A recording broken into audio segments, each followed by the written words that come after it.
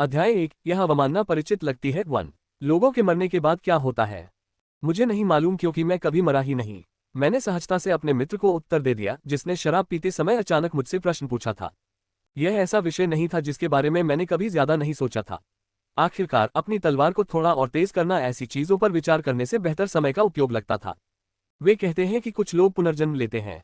ठीक है, तो फिर मुझे उम्मीद है कि अगली बार मैं एक साधारण परिवार में पैदा होऊंगा। मैं शांति से रहना चाहता हूँ। शांतिपूर्ण जीवन चाहने संबंधी मेरे शब्दों पर वह थोड़ी देर के लिए हंसे, फिर दोबारा पूछा, क्या आप गंभीर हैं? हाँ, बहुत से लोग पहले से ही आपदा से पीड़ित हैं। अगर आप कोई कदम उठाते हैं तो और भी ज्यादा लोग मरेंगे। मुझे परवाह नहीं है। मुझे नहीं पता था कि मेरे खुशमिजाज दोस्त को इतना दर्द होगा। हर किसी का एक या दो दुखद अतीत होता है। उसने सहमति में सिर हिलाया, फिर अपना गिलास उठाया। जब ये सब खत्म हो जाए तो चलो फिर से राक्षस का शिकार करते हैं। तो फिर मेरे लिए कोई योग्य प्रतिद्वंद्वी ढूंढो। वह हंसा। एक ही बार में अपना पी गया और गिलास नीचे रख दिया। शुभकामनाएं। क्या मैं आपके लिए प्रार्थना करूं? मैं भगवानों में विश्वास नहीं करता। मैं केवल इसी पर भरोसा करता हूं। मैंने अपनी तलवार हिलाई और हंसने लगा, जिससे वह खड़ा होकर अपना सिर हिलाने लगा। अलविदा, मैं ज्यादा दूर नहीं जाऊंगा, जैसे कि तुम कभी ऐसा करोगे। Sir SSSSWWWISH। एक काला भावर प्रकट हुआ और उसका शरीर उसमें समा गया तथा दृष्टि से ओझल हो गया। कितना सुविधाजनक कौशल है। अकेले रह जाने पर मैंने अपना गिलास उठाया। 1 ड्रिंक, 2 ड्रिंक, 3 ड्रिंक। अतीत की यादें फिर से उभर आईं। मुझे इसका अफसोस है। फेरियम क्षेत्र ब्रिटानिया साम्राज्य के उत्तरी भाग में है। ये राज्य की सीमा पर स्थित एक गरीब और उजाड़ भूमि थी, जो लगातार बर्बर लोगों से संघर्ष कर रही थी।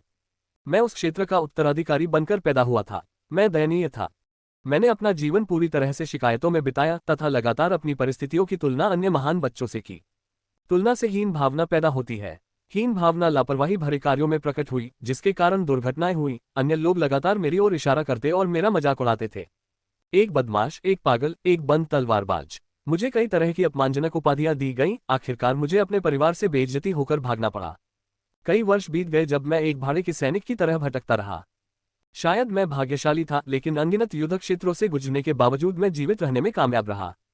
जैसे जैसे मैंने कौशल हासिल किया, बार बार मौत का सामना किया, मेरी प्रसिद्धि बढ़ती गई और साथ ही घर के लिए मेरी लालसा भी बढ़ती गई। मैंने सोचा था कि अगर मैं परिवार के पास लौट जाऊं तो सब कुछ ठीक हो जाएगा। अपने मूर्खतापूर्ण युवा दिनों के प्रति पश्चाताप और अपराध बोध के साथ मैंने सोचा कि मैं घर लौट सकता हूं और अपने परिवार की काफी मदद कर सकता हूं। लेकिन जब तक मैं वापस आया, मेरा परिवार और संपत्ति जलकर राख हो चुकी थी। मैं कुछ नहीं कर सका। मैं बस भागता रहा। मुझे छिपना पड़ा, यहाँ तक कि अपना महान नाम भी त्यागना पड़ा, क्योंकि मुझे डर था कि कहीं मुझे कोई नुकसान न हो जाए। मुझे और अधिक मजबूत बनना था। मेरे भीतर एक नया लक्ष्य उभरा। मैंने कई सालों तक पीड़ादायक दर्द सहा, खुद को ब्लेड की तरह धारदार बनाया। मैंने महाद्वीप को तबाह करने वाली अनगिनत आपदाओं के खिलाफ अथक संघर्ष किया। एक समय ऐसा आया जब लोग मुझे एक नए नाम से बुलाने लगे, भाड़े के सैनिकों का राजा। और अंततः मैं विश्व के 7 सबसे शक्तिशाली लोगों के बीच खड़ा हुआ, उस गौरवशाली स्थान पर जिसे महाद्वीप के 7 सबसे शक्तिशाली लोगों के रूप में जाना जाता है। तब तक मेरे जीवन में किसी चीज की कमी नहीं थी। मेरे पास अनगिनत अधीनस्थ, बेजोड़ प्रसिद्धि और इन सब को पूरा करने के लिए कौशल थे। लेकिन यह अभी भी पर्याप्त नहीं था। हालांकि मुझे हमेशा एक अतृप्त प्यास महसूस होती थी। मेरे परिवार का पतन, मेरी युवावस्था के पछतावे और बहुत देर से आए अनुभूतियां। हर रात मेरा अतीत मुझे परेशान करता था और मैं शराब के बिना सो नहीं पाता था। मेरे परिवार और मित्र जो बहुत पहले चले गए थे, मेरी धरती के लोग, वे कभी वापस नहीं आएंगे। मुझे इसका अफसोस है। युद्ध अभी खत्म नहीं हुए थे। पूरे महाद्वीप में आए आपदाओं ने भूमि को रक्त से नहला दिया और लोगों की पीड़ा भरी चीखें कभी बंद नहीं हुई। लेकिन मेरा दिल अब उन चीखों को बर्दाश्त नहीं कर सकता था। समय आ गया है। अब समय आ गया था कि मैं अपने पछतावे को एक तरफ रख दूं, भले ही कुछ पल के लिए ही सही।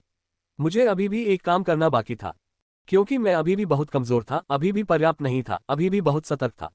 अभी भी मैं हमेशा बहाने बनाता था और जो काम मुझे करना था उसे टाल देता था। बदला। हाँ, अब समय आ गया है कि उन लोगों से बदला लिया जाए जिन्होंने मेरे परिवार को नष्ट कर दिया। खालीपन मुझे अंदर से कुतर रहा था। मैं अब और देर नहीं कर सकता था। उनका खून मेरे अंदर के खालीपन को भर देगा। मैंने शराब का गिलास नीचे रखा और अपनी तलवार पकड़ ली। तारांकन, भाड़े के सैनिकों के राजा गिजेल ने एक सेना खड़ी कर ली थी। ये खबर कि महाद्वीप के 7 सबसे ताकतवर लोगों में से कोई युद्ध के लिए कूच कर रहा है, सभी को चौंका गई। यद्यपि गिजेल को 7 में से सबसे निम्न माना जाता था, लेकिन भाड़े के सैनिकों के राजा का सामरिक महत्व पूरे राष्ट्र की सैन्य शक्ति के बराबर माना जाता था।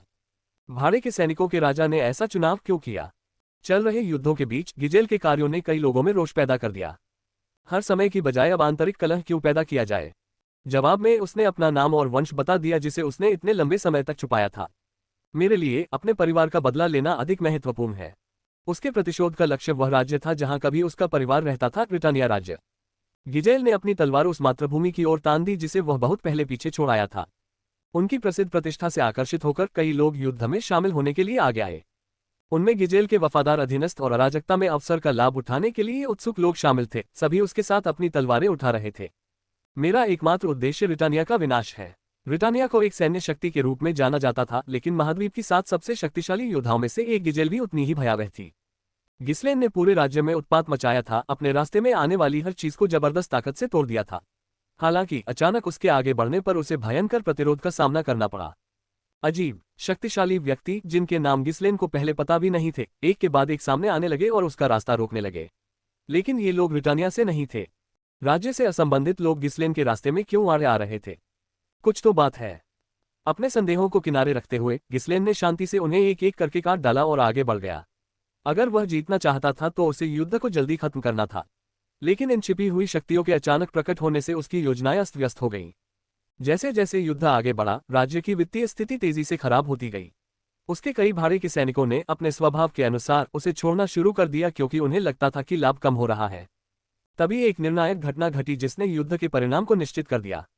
महाद्वीप के 7 सबसे शक्तिशाली योद्धाओं में से एक नोबल नाइट एडेन भी लड़ाई में शामिल हो गया था। जीत का पलड़ा तेजी से राज्य के पक्ष में झुक गया। अंत में अंतिम लड़ाई के दौरान गिस्लेन को अपने दुश्मनों के सामने घुटने टेकने पर मजबूर होना पड़ा। काटो नहीं, क्या तुम्हारा असली नाम गिस्लेन था? तो यह इसी तरह खत्म होता है, एडेन ने हंसते हुए कहा। सुनहरे बालों वाला एक सुंदर आदमी जो चमकते कवच पहने हुए था उसके सामने खड़ा था। हालांकि उसका कवच कई जगहों से टूटा हुआ था और उसके बाल बिखरे हुए थे, जो कि एक कठिन लड़ाई का सबूत था, लेकिन उसे कोई जानलेवा चोट नहीं लगी थी। इसके विपरीत उसके सामने घुटनों के बल बैठी गिस्लेन को दर्जनों भालों और तलवारों से छेदा गया था, जिससे उसके शरीर का कोई भी हिस्सा अछूता नहीं रह गया था। खून बहते समय भी गिस्लेन ने अपने दांत दिखाए और एडेन की ओर मुस्कुराया। अरे कमीने, मुझे उम्मीद नहीं थी कि तुम इसमें शामिल होगे। युद्ध के मैदान पर नजर डालते हुए एडेन फिर से हंस पड़ा। भीषण लड़ाई के कारण यह इलाका पूरी तरह तबाह हो गया था।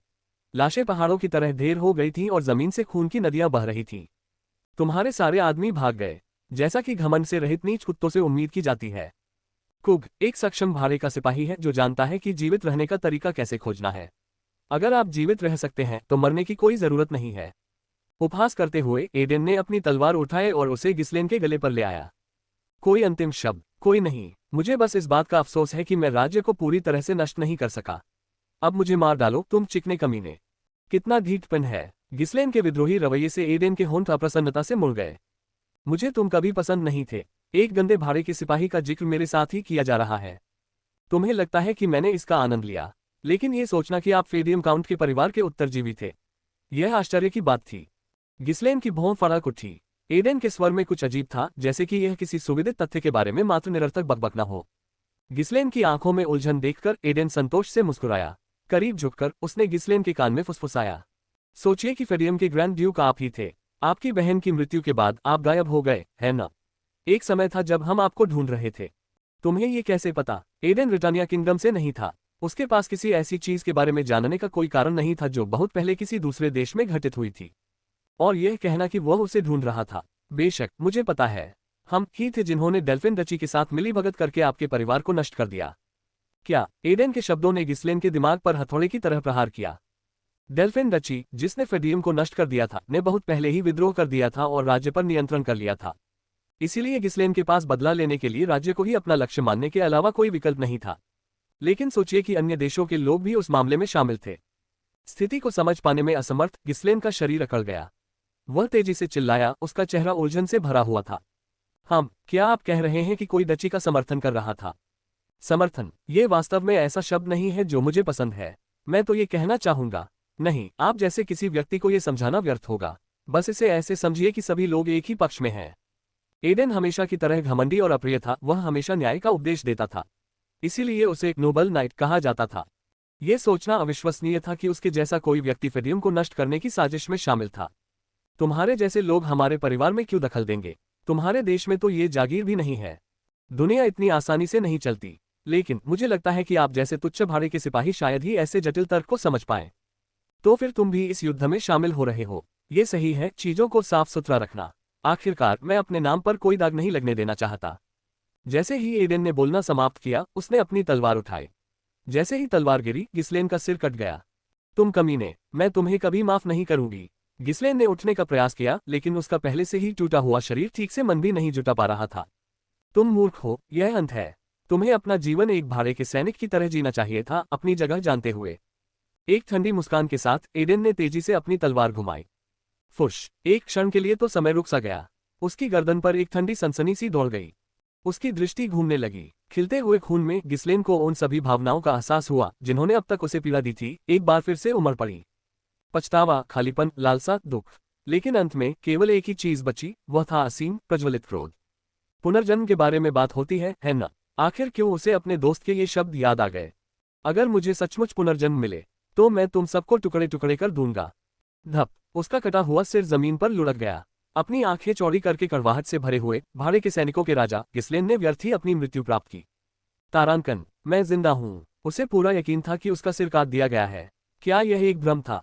गिस्लेन ने बिना अपना शरीर हिलाए सावधानी से अपनी आंखें खोली।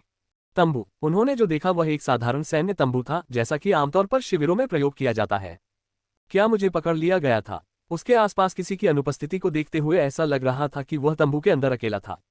इसके अलावा वह बंधा हुआ नहीं था। कितना अहंकार है उनका, मुझे ऐसे ही छोड़ दिया। ऐसा लग रहा था कि उन्होंने उसे बहुत कम आंका था, उसे बिना बांधे ही यहाँ छोड़ दिया। उसने सावधानीपूर्वक अपना मानस इकट्ठा करने की कोशिश की, लेकिन उसके पास जो अपार मानस था, जो एक विशाल महासागर की तरह था, उसे बिल्कुल भी महसूस नहीं किया जा सका। आखिर उन्होंने मेरे साथ कुछ किया क्या? उसने धीरे से अपने शरीर का ऊपरी हिस्सा ऊपर उठाया और अपने आसपास का निरीक्षण किया। तलवार, एक तलवार साधारण बिस्तर के किनारे टिकी हुई थी।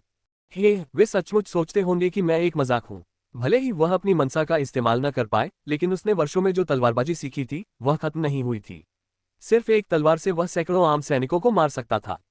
मुझे नहीं पता कि वे क्या सोच रहे हैं, लेकिन मैं उन्हें पछताने पर मजबूर कर दूंगा।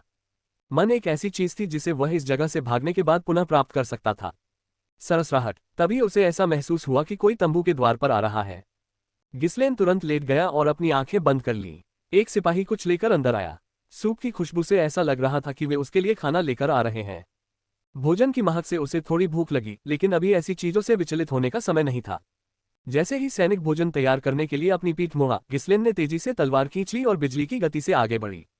शश, अगर तुम मेरे सवालों का आज्ञाकारी ढंग से जवाब दोगे तो मैं तुम्हें जीवित रहने दूंगा। थोड़ी देर की हिचकिचाहट के बाद उन्होंने धीरे से कहा। शायद अपने गले पर तलवार के प्रहार से सैनिक चौंक गया और शीघ्र ही ऐसे झुक गया मानो उसने हार मान ली हो। जैसे ही गिस्लेन अपना सवाल पूछने वाला था, सैनिक ने नाराजगी से आह भरी और बुदबुदाया। आह, युवा मास्टर, आप फिर से ऐसा क्यों कर रहे हैं? क्या आप ऊब गए हैं कि क्या आप महल में वापस नहीं जा सकते? हाँ, गिस्लेन के पास कहने के लिए शब्द नहीं थे, वह पूरी तरह से हैरान था। भले ही वह एक कैदी था, लेकिन एक साधारण सैनिक भाड़े के सैनिकों के राजा से इस तरह बात करने की हिम्मत कैसे कर सकता था? लेकिन फिर ये झुंझलाहट अजीब तरह से परिचित सी लग रही थी। अध्याय 2, यह उपेक्षा, ये परिचित लगता है। गिस्लेन क्षण भर के लिए ग्रैंड ड्यूक शब्द सुनकर अचंभित हो गई। उसने भौहें सिकुड़ी और बोली, ग्रैंड ड्यूक, क्या आप भाड़े के सैनिकों के राजा को कोई और समझ रहे हैं और मुझे यहाँ बंद करने की हिम्मत कर रहे हैं? हाँ, दुनिया में ऐसा राजा कहाँ है? क्या तुम इस बार राजा की भूमिका निभा रहे हो? ऐसी कौन सी बात है जिससे तुम फिर से इतने असंतुष्ट हो? सैनिक के चिड़े हुए स्वर से क्षण भर के लिए अभिभूत होकर गिस्लेन ने अनजाने में ही अपने ईमानदार विचार बोल दिए। मुझे यहाँ रहना पसंद नहीं है। अरे तो प्लीज बस चले जाओ। तुम झपकी ले रहे थे तो अचानक ऐसा व्यवहार क्यों कर रहे हो? बस चले जाओ। तुम मुझसे कह रहे हो कि तुम्हारे जैसे किसी व्यक्ति को मुझे रिहा करने का अधिकार है? नहीं, किस अधिकार से? तुम अपनी मर्जी से हमारे पीछे आए हो, है ना? तुम जब चाहो तब चले जाओ। आवाज इतनी गंभीर थी कि उसे नाटक नहीं कहा जा सकता था। तभी गिस्लेन को लगा कि कुछ गड़बड़ है और उसने सावधानी से पूछा, हम कहाँ हैं? कहाँ? हम यहाँ एस्टेट के पास दिखाई देने वाले ऑक्स को खत्म करने के लिए आए हैं, है ना? ऐसा लग रहा था जैसे उसकी गर्दन के पीछे कुछ गुदगुदी हो रही हो, जैसे कोई याद उभरने की कोशिश कर रही हो। तुमने मेरा मन कैसे दबाया? ये सुनकर सिपाही अविश्वसनीय हंसी हंसने लगा। क्या मन? तुम तो ट्रेनिंग भी नहीं करते। क्या तुम्हें पता भी है कि मन क्या होता है? उद्धरण चिन्ह, अल्पविराम उद्धरण चिन्ह। ये घोर अनादर भी उसे अजीब तरह से जाना पहचाना लगा। चौंककर गिस्लेन ने फिर से अपने आसपास की चीजों को देखना शुरू किया। फिर उसने तंबू के एक तरफ लटकता हुआ एक झंडा देखा और उसकी आंखें चौड़ी हो गईं। काली पृष्ठभूमि पर सफेद भेड़िए का प्रतीक फडियम, एक ऐसा परिवार जो पहले ही गिर चुका था, का झंडा यहाँ क्यों लटका हुआ था? वह यहाँ क्यों है? क्या ये किसी तरह का मजाक है? क्या तुम मेरा मजाक उड़ा रहे हो, मेरी प्रतिक्रिया देखने का इंतजार कर रहे हो? सैनिक अब इतना तंग आ चुका था कि वह जवाब भी नहीं दे पा रहा था। उसने गिस्लेन की बाह को धक्का देकर दूर धकेल दिया और तलवार को एक तरफ रख दिया। जब गिस्लेन ने असहाय होकर सैनिक को अपनी राह पर चलने दिया तो उसका अपना हाथ दिखाई दिया। क्या बकवास है, मेरे हाथ को क्या हुआ? हाथ, जो पहले बदसूरत निशानों से ढका हुआ था, अब सफेद और चिकना हो गया था। ऐसा लग रहा था जैसे किसी ऐसे व्यक्ति का हाथ हो जिसने अपने जीवन में कभी एक दिन भी प्रशिक्षण नहीं लिया हो। आश्चर्यचकित होकर गिस्लेन ने उसके हाथ की ओर देखा और फिर तेजी से कोने में रखे पानी के बेसिन की ओर चली गई। क्या पानी में अपना प्रतिबिंब देखकर वह भयभीत हो गया। चमकदार सुनहरे बाल, गोरी और पारदर्शी त्वचा, नाजुक विशेषताएं।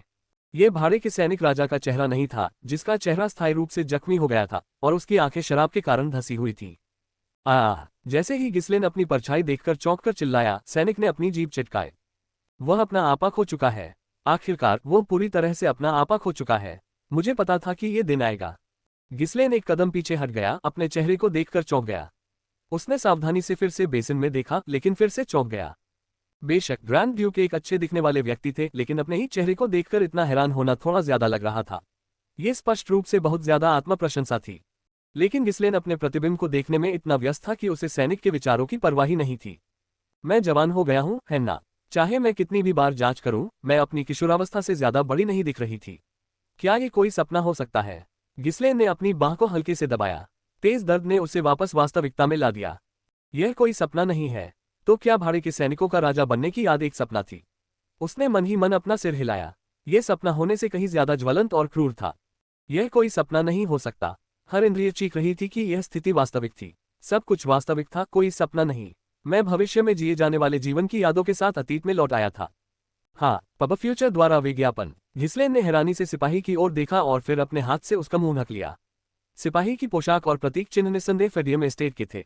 कांपती उंगलियों से सैनिक की ओर इशारा करते हुए गिस्लेन के होंठ बिना कोई आवाज निकाले फड़फड़ाने लगे, जब तक कि आखिरकार उसने प्रशंसा में एक शब्द नहीं कहा। बहुत खूब। सिपाही ने हताश भाव से छत की ओर देखते हुए गहरी सांस ली। कृपया खाना खाकर महल में वापस चले जाएं। आपकी तबीयत ठीक नहीं लग रही है। सिपाही मुड़ा जैसे कि जाने के लिए, लेकिन गिस्लेन ने जल्दी से उसे पकड़ लिया। रुको, यह क्या है? ओह, तो ठीक है, आपका नाम क्या है? रिकोडो। ये तो बढ़िया नाम है। तुम्हारा चेहरा भी बहुत सुंदर है।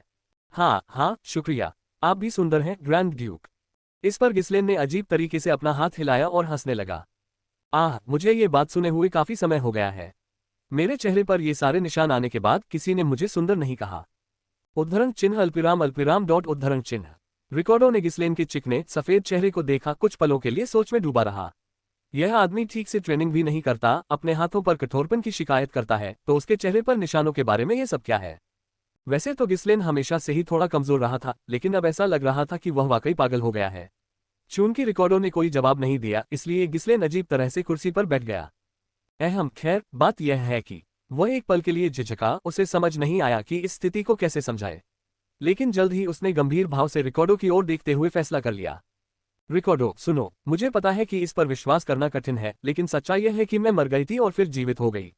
मैं अतीत में लौट गई हूँ। उद्धरण चिन्ह अल्पिराम डॉट उद्धरण चिन्ह।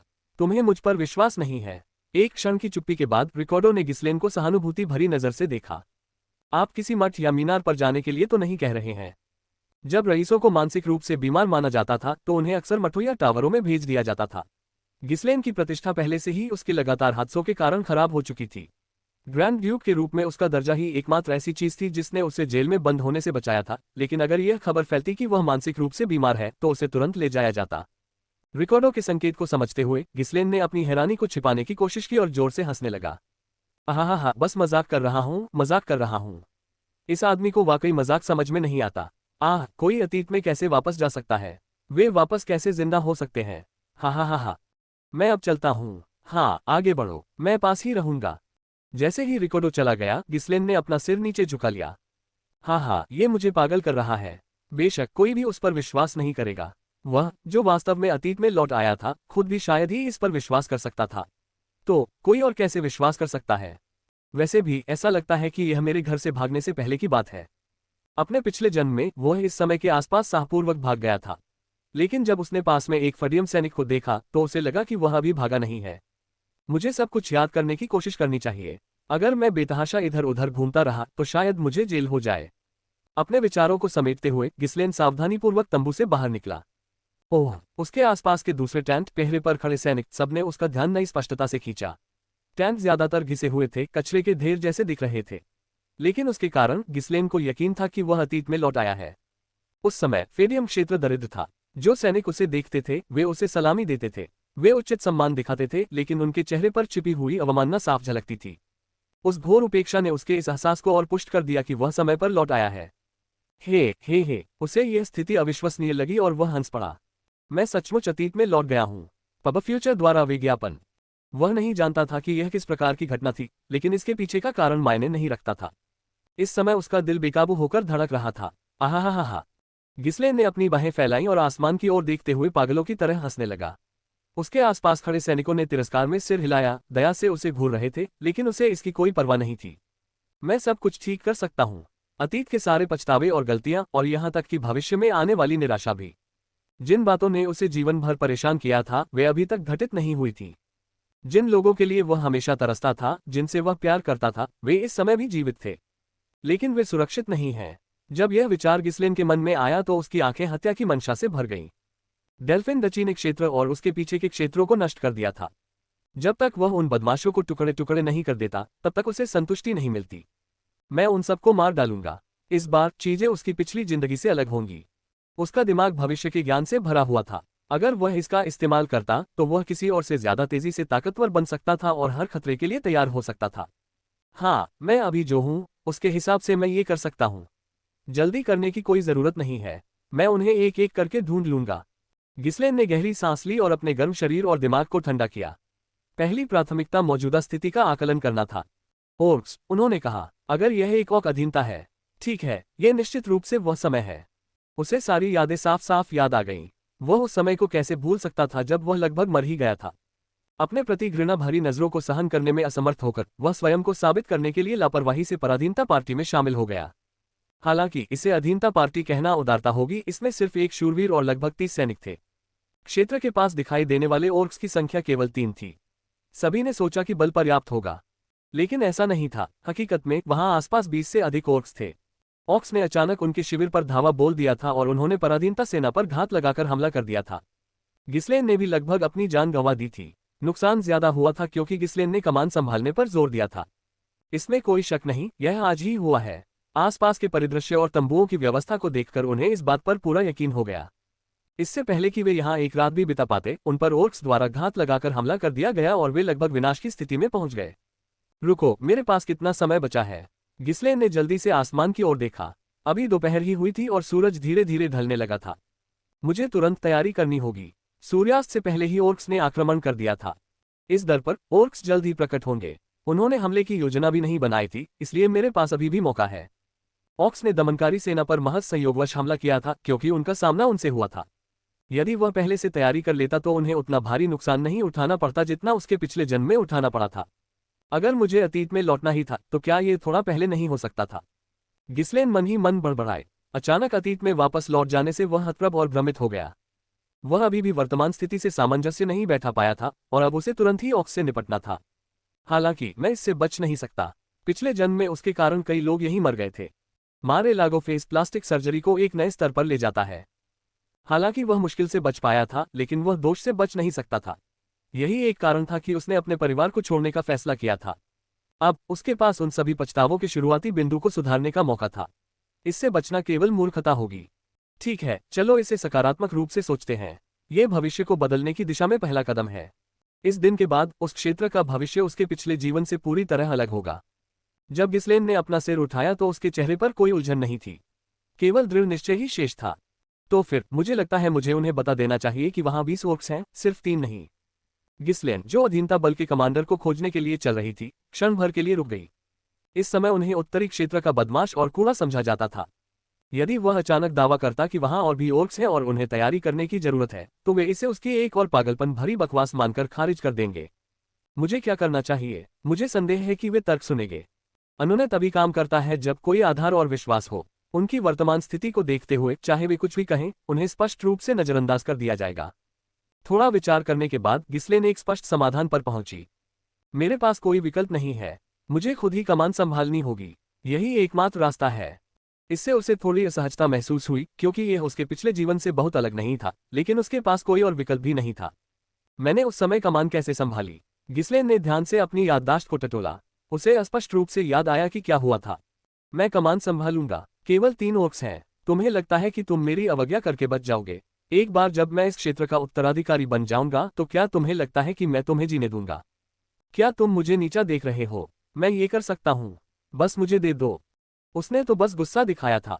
हाँ हाँ, मैंने सचमुच एक बिगड़ैल बच्चे की तरह व्यवहार किया। गिसलेन ने आत्महीनता भरी हंसी निकाली। वह किसी भी वास्तविक योग्यता की कमी के बावजूद अनदेखा न किए जाने के लिए बहुत बेताब था। यह ऐसी बात थी जिसके कारण बाद में उसे शर्मिंदगी में अपने कंबल को लात मारने पर मजबूर होना पड़ा। हम इतनी दूर जाने की कोई जरूरत नहीं है।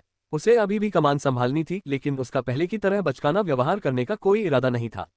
तब के विपरीत वो परिपक्व हो चुका था और उसने बहुत अनुभव प्राप्त कर लिया था। ठीक है, चलो इस मामले को विनम्रता और गरिमा के साथ लेते हैं। मैं अब वयस्क हूँ। हल्के कदमों से गिसलेन अधीनता सेना का नेतृत्व कर रहे शूरवीर को खोजने के लिए चल पड़ी। गिसलेन को देखते ही शूरवीर ने तुरंत अपनी नाराजगी प्रदर्शित की। आप यहाँ क्या लेकर आए हो? गिसलेन ने तिरस्कार भरी उस स्पष्ट नजर को देखकर खांसकर खुद को शांत किया। वाह, बहुत समय हो गया जब किसी ने मेरी तरफ इस तरह से देखा हो। इसकी आदत नहीं है, लेकिन फिर भी मुझे धीरे और विनम्रता से बात करनी चाहिए। अहम, अच्छा, आपका नाम फिर क्या था? ये स्कोवान है। स्कोवन ने अपनी जीभ अंदर की ओर चिटकाए। जो व्यक्ति उस क्षेत्र का ग्रैंड ड्यूक माना जाता था, वह अपने परिवार के शूरवीरों में से एक का नाम भी कैसे नहीं जानता था। इस आदमी के पास स्पष्टतः कोई योग्यता नहीं थी। स्कोवन के विचारों से अनजान गिसलेन ने जानबूझकर अपनी आवाज ऊंची कर दी। ओह ठीक है सर स्कोवन, मैं कुछ महत्वपूर्ण बात करने आया हूँ। यह क्या है? स्कोवन के रूखे लहजे के बावजूद गिसलेन ने अपनी मुस्कान नहीं खोई। मुझे विनम्रता से, बहुत विनम्रता से बात करनी चाहिए। लेकिन रुकिए, अगर मैं मांगूं तो क्या उन्हें मुझे यह नहीं दे देना चाहिए? मुझे ये दे दीजिए। क्या? अचानक की गई इस मांग पर स्कोवन हैरान हो गया। गिसलेन ने दृढ़ता से उत्तर दिया। आदेश, इसे सौंप दो। गिसलेन के लिए ये काफी विनम्र बात थी। आखिरकार वह किसी को नहीं मार रहा था। अध्याय 3, इस तरह का अनादर, ये परिचित लगता है। गिसलेन के अचानक कहे गए शब्दों से स्कोवन के चेहरे पर स्तब्धता छा गई। ये पहले से ही काफी कष्टप्रद था कि कोई पूरी तरह से बेकार व्यक्ति भी साथ आ गया था, लेकिन अब वह कमांड अथॉरिटी की मांग कर रहा था। क्या वह पागल हो गया है? स्कोवन उसे तुरंत थप्पड़ मारना चाहता था, लेकिन उसने अपने आप को बहुत धैर्य के साथ रोक लिया। आखिरकार वह अपने इलाके के वारिस को यूं ही नहीं मार सकता था। मुझे नहीं पता कि तुम अचानक ऐसा क्यों कह रहे हो, लेकिन यह असंभव है। मैं दमन दस्ते का कमांडर हूं। उन्होंने हमेशा की तरह अनादर दिखाते हुए कहा। अगर गिसलेन परेशान हो जाए तो वह उसे शांत करके हमेशा की तरह दूर भेज सकते हैं। अपनी योग्यताओं से सैनिकों का नेतृत्व करना आपके लिए असंभव है, ग्रैंड ड्यूक। स्कोवन ने खुद को तैयार किया, यह उम्मीद करते हुए कि गिसलेन चिल्लाएगी, लेकिन उसकी प्रतिक्रिया सामान्य से अलग थी। क्या ऐसा है? फिर भी मैं इस बार इसका ध्यान रखूंगा। गिसलेन की उदासीन प्रतिक्रिया सुनकर स्कोवन की आंखें चौड़ी हो गईं। ये क्या है? आज कुछ गड़बड़ लग रही है। वह गुस्सा क्यों नहीं कर रहा? ग्रैंड ड्यूक हमेशा बाहर से हीन भावना से भरा रहता था। उसके कंधे और पीठ थोड़ी झुकी हुई थी और वह लगातार घबराहट में इधर उधर देखता रहता था। जब चीजें उसके हिसाब से नहीं होती थीं, तो उसका चेहरा लाल हो जाता था और वह चिल्लाना शुरू कर देता था। लेकिन आज ऐसा कुछ भी नहीं दिख रहा था। उसके कंधे सीधे थे, उसकी पीठ सीधी थी और उसकी थोड़ी थोड़ी ऊपर उठी हुई थी, जो अहंकार को दर्शा रही थी। यहाँ तक कि उसकी आंखों में भी कोई भावना नहीं थी। उनका आचरण और आभा इतनी प्रभावशाली थी कि एक तलवारबाज को भी एक कदम पीछे हटना पड़ता। क्या उसने कुछ अजीब खाया? आज हमने दोपहर के खाने में क्या खाया? मुझे ये देखकर अजीब लगा कि जो व्यक्ति हमेशा एक कोने में बैठा रहता था और गुस्सा करता था, अब इस तरह से व्यवहार कर रहा था। फिर भी स्कोवन को ज्यादा चिंता नहीं थी। चाहे वह अपने बाहरी रूप को कितना भी सजा ले, उसका दयनीय स्वरूप नहीं बदलेगा। नहीं, कृपया वापस जाकर आराम करें। मैं जल्दी से वशीकरण का काम पूरा करके महल में वापस आ जाऊंगा। मैंने कहा था कि मैं इसे संभाल लूंगा। मैंने तुमसे कहा था ये संभव नहीं है। मैंने कहा मैं ये करूंगा। ग्रैंड ड्यूक, मैं ये कर रहा हूं। उद्धरण चिन्ह अल्पविराम उद्धरण चिन्ह। स्कोवन को अचानक घुटन महसूस हुई, जैसे उसने मीठे आलू का एक पूरा ढेर खा लिया हो, जिससे उसकी छाती जकड़ गई और जकड़ गई। पहले वह अपने दिमाग में बैठे बेकार के बदमाश को कोसता था, उसे शांत कर लेता था और बात यही खत्म हो जाती थी। अब उसे ऐसा लग रहा था जैसे वह दीवार से बात कर रहा हो। गहरी सांस लेते हुए स्कोवन ने फिर कोशिश की। मुझे प्रभु ने कमान सौंपी थी। चाहे कुछ भी हो, मैं प्रभु द्वारा मुझे दिए गए अधिकार को, यहाँ तक कि आपको भी नहीं सौंप सकता, ग्रैंड ड्यूक। ये ठीक है। अभी मेरे आदेश प्राथमिकता रखते हैं क्योंकि मैं मैदान पर हूँ। क्या ऑन साइड कमांडर को निर्णय नहीं लेना चाहिए? क्या युद्ध के मैदान में ऐसा ही नहीं होता है? वह ऑन साइड कमांडर मैं हूँ, तुम नहीं। तुम रचनात्मक रूप से पागल कमीने। तुम युद्ध के मैदानों के बारे में क्या जानते हो? गिस्लेन जितना ज्यादा बोलता उसकी बातें उतनी ही हास्यास्पद होती जाती। लेकिन उसका रुतबा ऊंचा था और उससे तर्क करना असंभव था। ऐसा लग रहा था कि उस मूर्ख ने सचमुच सोचा था कि वे सैनिकों का कोई बच्चों वाला खेल खेल रहे हैं। ठीक है, वैसे भी मैं उस बेवकूफ से क्या उम्मीद कर सकता था। मैं उसे सिर्फ दिखाने के लिए कमांडर की भूमिका निभाने दूंगा और मैं खुद ही ऑक्स को मार डालूंगा। यदि हालात सचमुच खतरनाक हो जाते तो वह ग्रैंड ड्यूक को बलपूर्वक रोक लेता। उसके मन में यह इच्छा थी कि बकवास करने वाले उस व्यक्ति का मुंह बंद कर दिया जाए और उसे अभी जेल में डाल दिया जाए। लेकिन वह एक शूरवीर था और गिस्लेन उस क्षेत्र का उत्तराधिकारी था। स्कोवन ने अपने गुस्से को निगलने के लिए खुद को मजबूर किया। उफ, ये बहुत गंदा है। मैं कसम खाता हूं कि इस बार मैं सच में हमेशा के लिए छोड़ दूंगा। यदि वह किसी अन्य क्षेत्र में भी चला जाता तो कम से कम उसे बेहतर व्यवहार मिलता और वह अधिक समझदार लोगों के साथ काम कर पाता। इस मिशन के बाद फडियम छोड़ने का दृढ़ निश्चय करते हुए स्कोवन ने गिस्लेन से बात की। क्या तुम्हें सचमुच ऐसा करना होगा? बिल्कुल, समझ गया। मैं तुम्हें कमान सौंपता हूं ग्रैंड ड्यूक, लेकिन तुम्हें पूरी जिम्मेदारी भी लेनी होगी। ओह बढ़िया, मुझे पता था कि तुम आओगे। चलो अभी तैयार हो जाओ। तैयार हो? किस लिए? युद्ध की तैयारी। लेकिन हमें अभी तक ऑक्स भी नहीं मिले हैं। हम किसकी तैयारी कर रहे हैं? मुझे समझाने का मन नहीं है। वैसे भी आप मुझ पर विश्वास नहीं करेंगे। बस इसे ऑन साइट कमांडर पर छोड़ दें। घबराए हुए स्कोवान की उपेक्षा करते हुए गिस्लेन ने तुरंत सभी सैनिकों को इकट्ठा किया। चूंकि उनकी संख्या केवल 30 के करीब थी, इसलिए इसमें ज्यादा समय नहीं लगा। सैनिकों ने थकी हुई आंखों से गिस्लेन को देखा। वे ग्रैंड ड्यूक की लगातार दुर्घटनाओं से तंग आ चुके थे, उन्हें हमेशा उसके बाद सफाई करनी पड़ती थी और अब वे उसकी ओर देखना भी बर्दाश्त नहीं कर सकते थे। उनके हाव भाव देखकर गिस्लेन मुस्कुराया। आह, मानव हृदय कितना चंचल है। अतीत में इन तिरस्कार भरी निगाहों ने उसके विद्रोही व्यवहार को और बढ़ावा दिया था। जितना ज्यादा वे उसे नजरअंदाज करते, उतनी ही ज्यादा परेशानी वह पैदा करता। जैसे जैसे उसकी घूरती निगाहें ठंडी होती गईं, उसकी हीन भावना और भी गहरी होती गई। वह और उसे देखने वाले लोग लगातार गुस्से में उबल रहे थे। यह एक दुष्चक्र था। लेकिन मरने के बाद वापस आने पर उसका पहला विचार ये था कि ये वे लोग थे जिनकी उसे रक्षा करनी थी। उनका गुर्राना वास्तव में बहुत प्यारा है। कुछ देर तक सैनिकों को घूरने के बाद गिस्लेन ने धीरे से कहा, ऑक्स जल्द ही हमला करेंगे। एक रक्षात्मक संरचना बनाएं और खड़े रहें। सैनिकों ने यह मान लिया कि ग्रैंड ड्यूक फिर से कुछ पागलपन कर रहा है और वे अपनी स्थिति में आ गए। यह क्या बदतमीजी है। उफ, यह तो बहुत थका देने वाला है। सैनिक अपनी जगह पर खड़े होकर मन ही मन उसे कोस रहे थे। जैसे ही स्कोवन उन्हें समय बर्बाद करते देख गिस्लेन से कुछ कहने वाला था, धप धप धप धप दूर से उन्हें किसी बड़ी चीज के झुंड में आते हुए आने की आवाज सुनाई दी। सैनिक आश्चर्य से चिल्लाते हुए शोर की ओर मुड़े। ओर्क्स, वे सचमुच आ रहे हैं। क्या बकवास है, वे इतने सारे क्यों हैं? दर्जनों ओर्क्स सीधे उनकी ओर बढ़ रहे थे। स्कोवान, जो कि दमन दल का वास्तविक कमांडर था, घबरा गया और उसने अपनी तलवार खींच ली। ये सब लोग घबराओ मत, युद्ध के लिए तैयार हो जाओ हो। जब उसने मुड़कर सैनिकों की ओर देखा तो उसकी आंखें चौड़ी हो गईं। सैनिक पहले से ही अपनी ढालें उठा चुके थे और अपने भाले नीचे कर चुके थे, युद्ध के लिए तैयार। क्योंकि उन्होंने पहले से ही एक रक्षात्मक रेखा बना ली थी, वे तुरंत युद्ध के लिए तैयार हो गए। यदि गिस्लेन ने उन्हें पहले से तैयार नहीं किया होता तो अचानक हुए हमले से सभी लोग अराजकता में फंस जाते। यह क्या है? स्कोवन की आंखें बड़ी हो गईं जब वह गिस्लेन को देख रहा था। सामान्यतः गिस्लेन अपनी दूरदर्शिता पर गर्व करता, लेकिन इसके बजाय वह सैनिकों की स्थिति का जायजा लेने में व्यस्त था। यद्यपि उन्होंने पहले से ही एक रक्षात्मक संरचना बना ली थी, फिर भी ओर्क्स की संख्या बहुत अधिक थी। सैनिकों के चेहरे भय से कांप रहे थे। गिस्लेन ने घबराए हुए सैनिकों में से एक का कंधा थपथपाया और कहा, अरे तुम इतने डरे हुए क्यों हो? उनसे डरते हो? हम क्या? तस्क तस्क, ऐसे डरे हुए? क्या तुम्हें पता है कि लड़ाई में सबसे महत्वपूर्ण चीज क्या है? कहिए क्या है? सिपाही ने अभी भी हैरानी में रहते हुए पूछा तो गिस्लेन ने इत्मीनान से जवाब दिया, गति। आपको गति की आवश्यकता है, ठीक वैसे ही जैसे वहां के ओर्क्स को है। सिपाही ने गला साफ किया और फिर अपना सिर घुमाया। ओर्क्स उनकी ओर बढ़ रहे थे और उनके शरीर में जंगली और क्रूर गति थी, जैसे कि वे अपने शत्रुओं को एक क्षण में ही टुकड़े टुकड़े कर देंगे। लेकिन ग्रैंड ड्यूक को इस विकट परिस्थिति में भी इतने शांत भाव से काम करते देखकर सब कुछ अवास्तविक सा लग रहा था। भ्रमित सैनिक को देखकर गिस्लेन ने आगे कहा, डरो मत। अगर तुम डर गए तो तुम ठीक से लड़ नहीं पाओगे और मर जाओगे। इस तरह मरना वाकई शर्म की बात होगी, क्या तुम्हें नहीं लगता? गिस्लेन ने धीरे से मुस्कुराया। उसे अपने पिछले जीवन के दिन याद आ गए जब उसने नए भाड़े के सैनिकों को प्रशिक्षित किया था। पब फ्यूचर द्वारा विज्ञापन। लेकिन सिपाही उसकी बात सुनकर गंभीरता से सोच रहा था, ये बेवकूफ अचानक कूल बनने की कोशिश क्यों कर रहा है? सलाह का महत्व तभी होता है जब वह किसी विश्वसनीय व्यक्ति से आती है। एक ग्रैंड ड्यूक, जिसके बारे में अफवाह थी कि वह एक सामान्य सैनिक से भी कम सक्षम है, से ये शब्द सुनना हास्यास्पद ही लगता है। गिस्लेन ने सैनिक के चेहरे पर भाव देखा और अचानक भौहें सिकोड़ ली। ये स्पष्ट था कि वह क्या सोच रहा था। अरे हाँ, तुम अभी मन ही मन मुझे कोस रहे थे, है ना? नहीं, सर। कुछ देर की खामोशी छा गई, फिर गिसलेन ने जीभ चिटकाए और मुंह फेर लिया। मुझे इस तरह के अनादर की आदत हो गई है, लेकिन फिर भी यह आसान नहीं होता। वह, जो कभी महाद्वीप के साथ सबसे ताकतवर योद्धाओं में से एक था और भाड़े के सैनिकों का राजा था, उसके साथ ऐसा व्यवहार किया जा रहा था। अगर उसके पिछले जीवन के अधीनस्थों को पता चल जाता तो वे उसे चिढ़ाना कभी बंद नहीं करते। ठीक है, मैं धीरे धीरे समय के साथ अपनी प्रतिष्ठा ठीक कर लूंगा। गिसलेन ने हंसते हुए आगे बढ़ते हुए अपनी तलवार को लापरवाही से घुमाया और ओर्क्स के पास पहुंचा। स्कोवन ने घबराकर चिल्लाया, ग्रैंड ड्यूक, आप क्या कर रहे हैं? पीछे हटें। ये ठीक है, बस वहीं से देखते रहो। क्या, मैं अभी वापस आऊंगा? ऐसा कहकर गिसलेन आगे बढ़ गई। लानत है, मूर्ख, अगर मरना है तो अकेले मरो। स्कोवन ने दांत पीसते हुए सैनिकों को पीछे हटने का संकेत दिया।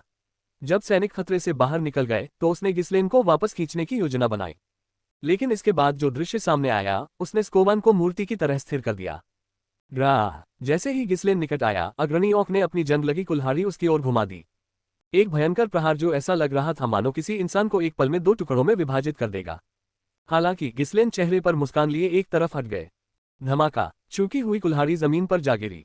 उस समय जब ऑक ने उग्र भाव के साथ अपनी कुल्हाड़ी फिर से उठाने की कोशिश की, स्वूश, हवा में एक तीखी आवाज के साथ गिसलेन की तलवार बिजली की तरह चमकी और ऑक के गले को चीरती हुई निकल गई। ग्र धप, ऑक कर्कश ध्वनि के साथ जमीन पर गिर पड़ा। सैनिकों ने जब ऑक को जमीन पर तड़पते देखा तो वे अविश्वास में मुंह खोले उसे देखने लगे। ऑर्क्स राक्षस थे जो अपनी मोटी खाल के लिए जाने जाते थे। बिना माने के उन पर गंभीर घाव करना मुश्किल था। फिर भी इसके बावजूद गिसलेन, जो स्पष्ट रूप से मैना का उपयोग करने में सक्षम नहीं थी, ने एक ही झटके में ऑक की गर्दन काट दी थी। यह क्या है? यहाँ तक कि स्कोवन भी जड़वत खड़ा था। उसके होठ हिल रहे थे लेकिन कोई शब्द नहीं निकल रहा था। उसका चेहरा सदमे से खाली था। यद्यपि वह मन का उपयोग कर सकता था, फिर भी उसने इसके प्रवाह का कोई निशान महसूस नहीं किया था। इसका मतलब था, गिसलेन ने बिना मैना का उपयोग किए एक ही प्रहार से ऑक को अक्षम कर दिया था। असंभव। मन एक अलौकिक शक्ति थी जो मनुष्य को अपनी सीमाओं को पार करने की अनुमति देती थी। बिना मैना का उपयोग किए एक ही वार में ऑक को मारने के लिए अत्यधिक शक्ति या असाधारण कौशल की आवश्यकता होगी।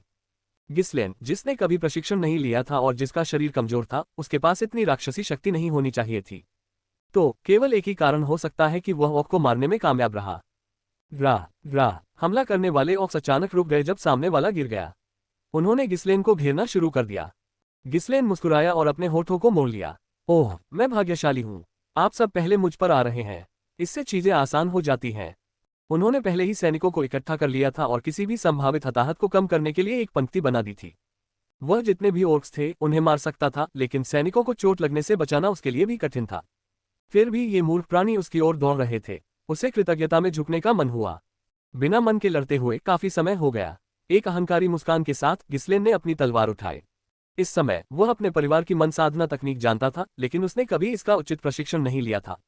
अपने पिछले जीवन में जब तक वह घर छोड़कर भाड़े के सैनिक के रूप में नहीं भटका, तब तक उसने जीवित रहने के लिए प्रशिक्षण शुरू नहीं किया था। और फिर भी शुरुआत में उसे मन के उपयोग के बिना अपने जीवन के लिए लड़ना पड़ा। लेकिन अब, जबकि यह उन दिनों जैसा ही था, यह अलग भी था। उसके दिमाग में तलवारबाजी की पराकाष्ठा थी जिसे उसने वर्षों से निखारा था। मेरे पास आओ। ग्राह, धमाका। ऑर्क्स ने अपनी कुल्हाड़ियों को बेतहाशा घुमाया, लेकिन गिसलेन की अजीब तरल चाल के कारण उनके सभी वार विफल हो गए। उन्होंने न्यूनतम गति से आक्रमणों को चकमा दिया तथा निकट आ रहे ऑर्क्स के बल का प्रयोग उनके विरुद्ध किया तथा उनकी गर्दन के सबसे कमजोर हिस्से को काट डाला। स्लैश ग्रर, उसकी तलवार के प्रत्येक झटके के साथ दूसरा ऑर्क खून उगलता और गिर जाता। ओह, मेरा शरीर वास्तव में सहयोग नहीं कर रहा है, गिसलेन ने अपना रास्ता काटते हुए कहा। इस युग का ये शरीर दयनीय रूप से कमजोर था। थोड़ी सी भी हरकत करने पर पसीना बहुत तेजी से बहने लगता था और मांसपेशियों में खिंचाव के कारण दर्द होने लगता था। ऐसा महसूस हो रहा था जैसे अत्यधिक हलचल के कारण उसके जोड़ चरमरा रहे हों। लेकिन इतना कुछ होने के बावजूद भी उनके चेहरे पर मुस्कान कभी नहीं लौटी। उसने दशकों तक युद्ध और कत्लेआम में समय बिताया था। अगर उसने लड़ाई का आनंद लेना नहीं सीखा होता तो वह बच नहीं पाता। अपने शरीर को उसकी सीमा तक धकेलने की यह भावना, यह अभी भी इस बात का प्रमाण था कि वह जीवित था। वूश, धमाका। गिसलेन ने बाल ऑक्स के हमलों को चकमा दिया और उन्हें एक एक करके नीचे गिरा दिया। यह देखकर स्कोवन को बहुत तकलीफ हुई। हालांकि वह मन का इस्तेमाल कर सकता था, लेकिन वह उस तरह से आगे नहीं बढ़ सकता था। कैसे? ग्रैंड ड्यूक कैसे चल रहे हैं? ये स्पष्ट था कि वह संघर्ष कर रहा था, लेकिन जिन क्षणों में उसने चकमा दिया या हमला किया, उसमें एक भी प्रयास व्यर्थ नहीं गया। स्कोवन ने अपने पूरे जीवन में इस तरह की तलवारबाजी कभी नहीं देखी थी। अविश्वसनीय। तलवार चलाने का प्रशिक्षण लेने वाले व्यक्ति के रूप में उसने पाया कि वह ऐसी सटीक चालें सीखना चाहता था। यह एक ऐसे तलवारबाज को देखने जैसा था जो मन का इस्तेमाल नहीं कर सकता था। नहीं, शायद उससे भी ज्यादा। यदि कोई अन्य व्यक्ति उसके विचार सुनता तो उसे लगता कि वह पागल है, लेकिन वह लगभग सही था। महाद्वीप के साथ सबसे शक्तिशाली लोग सभी अतिमानवीय प्राणी थे, जो मानवता की सीमाओं से परे थे। उनके कौशल केवल तकनीक नहीं थे, वे अंतर्दृष्टि थे जो युद्ध के सार को भेदते थे। यहाँ तक कि बिना किसी मानसिक शक्ति या मजबूत शरीर के भी गिस्लेन ने जो अनुभव और कौशल अर्जित किया था, उसने उसे उन सीमाओं को पार करने में सक्षम बनाया। दरार। गिस्लेन की तलवार के एक और झटके के साथ एक और ऑक खून खांसने लगा और गिर पड़ा। ग्रर। शेष बचे ओर्क्स डर के मारे पीछे हटने लगे। 20 से ज्यादा ओर्क्स थे, लेकिन अब सिर्फ 5 ही बचे थे। कुछ ही पलों में उनमें से ज्यादातर मारे जा चुके थे, या तो उनका गला काट दिया गया था या गिस्लेन के ब्लेड से छुरा घोंपा गया था। क्या पहले ही हो चुका है? मैं अभी तक वार्म अप भी नहीं हुआ हूं, और तुम खुद को योद्धा जाति कहते हो? दयनीय। गिस्लेन ने उन पर ताना मारा और मुस्कुराते हुए अपनी तलवार ओर्क्स की ओर तान दी। बेशक उनके वास्तविक विचार पूरी तरह से अलग थे। हाँ, मैं इस गति से मरने जा रहा हूँ। मैं बस लेटना चाहता हूँ। क्या मैं उस समय वाकई इतना कमजोर था? अपनी सीमा से अधिक शक्ति का प्रयोग करने पर हमेशा कीमत चुकानी पड़ती है। गिस्लेन का कमजोर शरीर जवाब देने लगा था। अध्याय 4। इस तरह की उपेक्षा परिचित लगती है। अचानक उन मांसपेशियों और स्नायुबंधनों पर दबाव पड़ने से, जो काफी समय से हिले नहीं थे, मेरा पूरा शरीर दर्द से चरमरा उठा। गिस्लेन ने सावधानी से शेष बचे ओर्क्स की गिनती की। वाह, अभी भी 5 बचे हैं। शुरुआती गणना के अनुसार मुझे अब तक उन सभी से निपट लेना चाहिए था, लेकिन मेरा शरीर जितना मैंने सोचा था उससे कहीं ज्यादा दयनीय था। सभी ओर्क्स को मारना तो भूल ही जाए, सिर्फ अपने पैरों पर खड़े रहना ही काफी मुश्किल था। ट्रर ट्रर। सौभाग्य से ऐसा लग रहा था कि मेरी चाल काम कर गई थी, क्योंकि ओर्क्स धीरे धीरे पीछे हटने लगे थे। हालांकि ओर्क्स एक योद्धा जाति के रूप में प्रसिद्ध थे, लेकिन भटकते हुए ओर्क्स युद्ध से ज्यादा अपने जीवन को महत्व देते थे। जैसे ही उन्हें एहसास हुआ कि वे अपने से पहले के मानव को नहीं हरा सकते, उन्होंने अपनी लड़ाई की भावना पूरी तरह से खो दी। अरे, वे भाग नहीं सकते। चिंतित होकर मैंने तुरंत ओर्क्स पर हमला करने की तैयारी कर ली। लेकिन जैसे ही मैं आगे बढ़ा, मेरे पैर अचानक जवाब दे गए और मैं लड़खड़ाकर जमीन पर गिर पड़ा। उद्धरण चिन्ह अल्पविराम प्रश्नवाचक चिन्ह उद्धरण चिन्ह। मेरे घबराए हुए चेहरे को देखकर ओर्क्स की आंखें चमक उठी। ग्रा। एक तेज तर्रार ओर्क कुल्हाड़ी लेकर तुरंत मुझ पर टूट पड़ा। स्कोवन ने यह देखा और घबराकर चिल्लाया और आगे बढ़ा। महारानी। स्कोवन की घबराई हुई चीख गूंजी और ओर्क की कुल्हाड़ी मेरी ओर घूमी। क्वांग। जमीन पर लौटते हुए मैंने बड़ी मुश्किल से कुल्हाड़ी को चकमा दिया, जो बाल भर की दूरी पर जमीन पर जा गिरी। अवसर का लाभ उठाते हुए मैं उछला और अपनी तलवार उस ओर्क की गर्दन पर तान दी। पाक। खून की बौछार के साथ ओर्क गिर पड़ा। स्कोवन, जो मेरी ओर दौड़ रहा था, अचानक अपने कदम रोक दिए। मैंने अपने बाल पीछे झटक दिए और एक सहज मुस्कान बिखेरी। हे, योजना सफल हो गई। ट्रर। ओर्क्स फिर से पीछे हटने लगे। उन्हें लगा होगा कि मैंने उन्हें लुभाने के लिए जानबूझकर कमजोरी दिखाई है। लेकिन स्कोवन मेरी ओर असमंजस भरी निगाहों से देख रहा था और अनिश्चित लग रहा था। क्या ये सच है? क्या उसने सचमुच उन्हें धोखा दिया है? फिर उसके पैर इस तरह क्यों कांप रहे हैं? ये सिर्फ मेरे पैरों की बात नहीं थी, बल्कि तलवार पकड़े हुए हाथ भी हल्के हल्के कांप रहे थे। यह इस बात का संकेत था कि मेरी मांसपेशियां ठीक से प्रतिक्रिया नहीं कर रही थीं। और फिर भी मेरे चेहरे पर ऐसी बेफिक्री थी मानो मैं सैर पर निकला हूं। यदि यह सब नाटक होता तो मुझमें एक प्रसिद्ध रंगमंच अभिनेता बनने की प्रतिभा होती। जब ओर्क्स और स्कोवान दोनों ही झिझक रहे थे और उन्हें ये समझ में नहीं आ रहा था कि क्या हो रहा है, तो मैंने अपना मन बना लिया। कोई विकल्प नहीं है। ये शर्मनाक है, लेकिन मैं इसमें कुछ नहीं कर सकता। इससे पहले मैंने उनसे पूरे विश्वास के साथ कहा था कि वे सिर्फ देखते रहें, लेकिन अब सैनिकों को जुटाने का समय आ गया था। सच कहूं तो मेरे लिए अपने शरीर को हिलाना वाकई मुश्किल था, लेकिन मैं यहाँ कोई कमजोरी नहीं दिखा सकता था। जब मैं कमजोर दिखता तो दुश्मन का मनोबल और भी बढ़ जाता। मैं कठोर भाव से सैनिकों की ओर मुड़ा। इस समय आपको उनसे निपटने में सक्षम होना चाहिए। अब शेष बचे ऑक्स पर हमला करें। उद्धरण चिन्ह अल्पविराम अल्पविराम उद्धरण चिन्ह। हालांकि सैनिक बस पलके झपकाते रहे, आगे बढ़ने के बारे में भी नहीं सोचा। यह सच था कि गिस्लेन ने कुछ प्रभावशाली कौशल प्रदर्शित किए थे, लेकिन यह इतना अप्रत्याशित था कि वे इसके साथ तालमेल नहीं बिठा सके। गिस्लेन भी सैनिकों को घूरते हुए पलके झपका रहा था। एक भी नहीं हिल रहा है। अचानक उसे एहसास हुआ कि इस दौरान उसके साथ कितना अमानवीय व्यवहार किया गया था। पब फ्यूचर द्वारा विज्ञापन। बेशक वह एक बदमाश था, लेकिन उसने कभी नहीं सोचा था कि सैनिक उसकी इस हद तक उपेक्षा करेंगे। ऐसे समय में उनके पास कोई विकल्प नहीं था। उन्हें नाम पुकारकर सीधे आदेश देने पड़ते थे। रिकोडो, कम से कम तुम आगे तो आओ, सामने से रास्ता रोको। उसने अनिच्छा से अपने किसी परिचित को बुलाया, लेकिन सुंदर रिकोडो भयभीत होकर चिल्ला उठा। नहीं, मैं ऐसा नहीं करूंगा। ऐसा मत करो। तुम मेरे साथ ऐसा क्यों कर रहे हो? वाह, यह मुझे पागल कर रहा है। क्या वाकई यहाँ एक भी ऐसा व्यक्ति नहीं है जो मेरी बात सुनता हो? चूंकि सैनिकों ने उसकी बात नहीं मानी, इसलिए उसके पास असली कमांडर पर चिल्लाने के अलावा कोई विकल्प नहीं था। स्कोवन, तुम क्या कर रहे हो? ओर्क्स भाग रहे हैं। अब हटो, क्या तुम सब मरना चाहते हो कमीने? गिस्लेन की उग्र दहाड़ सुनने के बाद ही चकित स्कोवन वास्तविकता में वापस आया। हाँ हाँ, सब लोग हमला करो। जैसा कि अपेक्षित था, असली कमांडर अलग था। जैसे ही आदेश दिया गया, सैनिक घड़ी की सुई की तरह चलने लगे। वाह! स्कोबान ने तुरंत आगे बढ़कर ओर्क्स का रास्ता रोक दिया। ओर्क्स पहले ही भागने के लिए मुड़ चुके थे, लेकिन वह एक शूरवीर था जो मन का उपयोग करने में सक्षम था। यहाँ कोई भी उसकी गति से मेल नहीं खा सकता था। जब स्कोबान ने इधर उधर दौड़कर ओर्क्स की भागने की गति को धीमा किया, तो सैनिकों ने उन्हें घेरना शुरू कर दिया। गिस्लेन भी इसमें शामिल होना चाहता था और शेष बचे ओर्क्स से निपटना चाहता था, लेकिन उसका शरीर सहयोग नहीं कर रहा था। उफ, ऐसा लग रहा है जैसे मेरी हड्डियां मुड़ रही हैं। अंततः उन्होंने हिलना डुलना छोड़ दिया और स्टाइलिश तरीके से जमीन पर बैठ गए। युद्ध में आत्मविश्वास और उत्साह ही सब कुछ होता है। कमजोरी दिखाना कभी भी विकल्प नहीं होता। ये भाड़े के सैनिकों के धोखा और अकड़ के मौलिक सिद्धांतों का सार था। शुक्र है कि स्कोबान इतना कुशल योद्धा था कि शेष ओर्क्स को संभालना उसके लिए कठिन नहीं था। क्राग, धप धप, कुछ ही समय में शेष सभी ओर्क्स नष्ट हो गए। गिस्लेन, जो बैठी हुई लापरवाही से देखने का नाटक कर रही थी, मुस्कुरा दी। वे सभी मर चुके हैं। कोई भी घायल या मरा नहीं है ना? तो ये कैसा था? क्या यह आप सभी के लिए प्रबंधनीय नहीं था? गिस्लेन के सवाल पर सैनिकों ने चुपचाप सिर हिला दिया। ईमानदारी से कहूं तो उन्हें ऐसा महसूस हुआ कि उन्हें कुछ कहना चाहिए, लेकिन उनके मुंह से शब्द ही नहीं निकल रहे थे। जिस गिस्लेन को वे जानते थे वह एक दयनीय कूड़ा कचरा था। वह कभी भी ठीक से प्रशिक्षण या व्यायाम नहीं करता था। वह जितना कमजोर हो सकता था उतना था, फिर भी अहंकार से भरा हुआ था। लेकिन उसी कूड़े के टुकड़े ने अविश्वसनीय तलवारबाजी का प्रदर्शन किया था और अकेले ही लगभग 20 ऑक्स का वध कर दिया था। यदि लोगों को पता होता कि मैं इतना कुशल हूं तो मेरे साथ इतने समय तक इतना बुरा व्यवहार नहीं होता। महाराज, क्या आप ठीक हैं? स्कोवन ने गिस्लेन की ओर देखते हुए अपनी आंखें कांपते हुए पूछा। उसे भी सैनिकों से कोई फर्क नहीं महसूस हुआ। यह अविश्वसनीय था। यहां तक कि फेरडियम नाइट्स का कमांडर भी ऐसी तलवारबाजी नहीं दिखा पाता। वह गिस्लेन को पकड़कर उससे पूछना चाहता था कि यह कैसे संभव हुआ, लेकिन गिस्लेन पहले बोल पड़ी। मैं ठीक हूं। खैर, क्या अब हम वापस महल की ओर जा रहे हैं? हाँ, हमें महल में वापस लौट जाना चाहिए क्योंकि हमने सभी ओर्क्स को मार दिया है। अच्छा, तो फिर तुरंत महल में लौट आओ।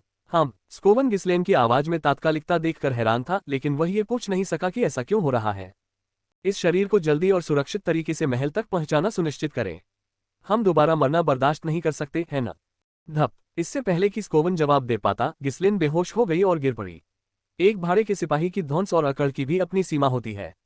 तारांकन, जब गिस्लेन ने अपनी आंखें खोली तो पहली चीज जो उसने देखी वह थी साफ छत, और उसने राहत की सांस ली।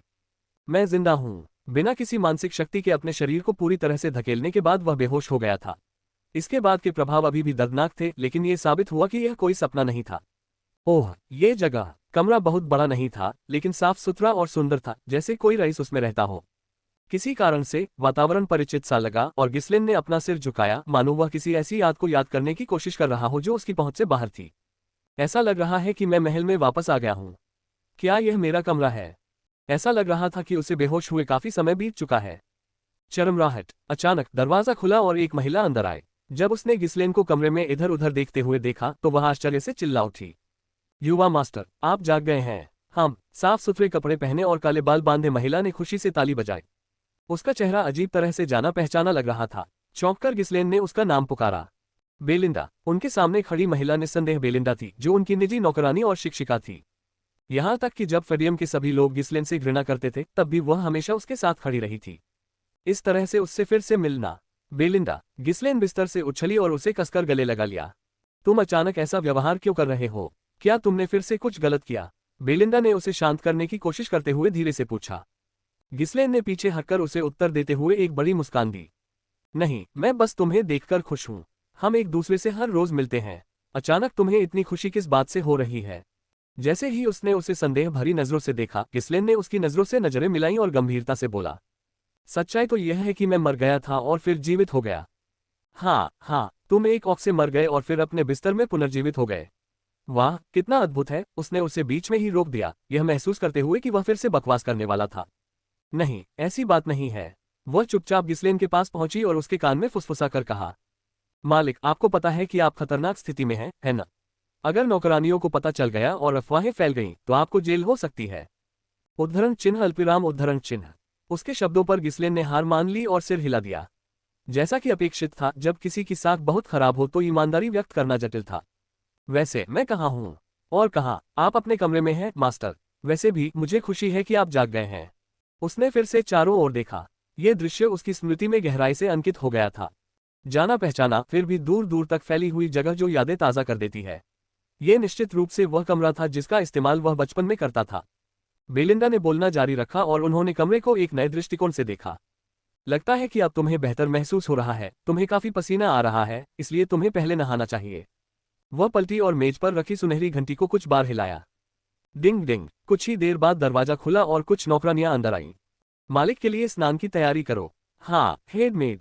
कंगाल क्रांतिकारियों के बारे में ये जानकर आपकी जमीन खिसक जाएगी। अगर आपका नाम इस अक्षर से शुरू होता है तो बड़ी लकी हैं आप। नौकरानियां जल्दी से गिस्लेन के पास पहुंची और उसे घसीटते हुए ले गईं, मानो वे उसे उठाने वाली हों। हो घबराए हुए गिस्लेन को ऐसे ही ले जाया गया। तारांकन। फ्रेश होने के बाद गिस्लेन फिर से आईने के सामने खड़ी हो गई। पानी में उसके प्रतिबिंब के विपरीत दर्पण में उसकी छवि बिल्कुल वास्तविक दिखाई दे रही थी। उद्धरण ... मैं इस पर विश्वास नहीं कर सकता। दर्पण में प्रतिबिंबित व्यक्ति एक कुलीन व्यक्ति का चित्र था। उसके चेहरे पर जो निशान थे, उसकी आंखों में जो क्रूर चमक थी और वह भयानक भाव जिसकी उसे आदत हो गई थी, उनमें से कुछ भी अब वहां नहीं था। केवल अतीत के गिस्लेन का सुंदर उज्ज्वल चेहरा बचा था। बेलिंडा हल्के से हंस पड़ी जबकि वह वहीं खड़ा हुआ और चकित भाव से आईने को देख रहा था। क्या तुम्हें अपना चेहरा इतना पसंद है? हाँ, मुझे ये बहुत पसंद है। बेलिंडा ने उसके आत्मविश्वास भरे उत्तर पर थोड़ा अजीब सा भाव व्यक्त किया, जिसमें शर्म का कोई भाव नहीं था। वह देखती रही। गिस्लेन लगातार आईने में देखती रही। किसी के लिए अचानक अपने चेहरे से इतना मोहित हो जाना आसान नहीं था। वाह, उसे वाकई ये पसंद है। खैर, मुझे लगता है कि आईने में घूरना परेशानी खड़ी करने से बेहतर है। यद्यपि आज माहौल थोड़ा अजीब लग रहा था, परंतु मास्टर का कभी कभी अजीब व्यवहार करना कोई असामान्य बात नहीं थी। तुम्हें थोड़ा और आराम करना चाहिए। इन शब्दों के साथ बेलिंडा ने अपना सिर हिलाया और कमरे से बाहर चली गई। उसके जाने के बाद भी गिस्लेन काफी देर तक आईने को देखती रही। चरमराहट। उसे पता ही नहीं चला कि कितना समय बीत गया था जब दरवाजा चुपचाप खुला और एक युवा लड़की ने अपना चेहरा अंदर झांका। भाई, एलेना। गिस्लेन ने उसका चेहरा देखकर आश्चर्य से चिल्लाया। लगभग 16 या 17 साल की सुनहरे बालों वाली लड़की। वह उसकी छोटी बहन एलेना थी।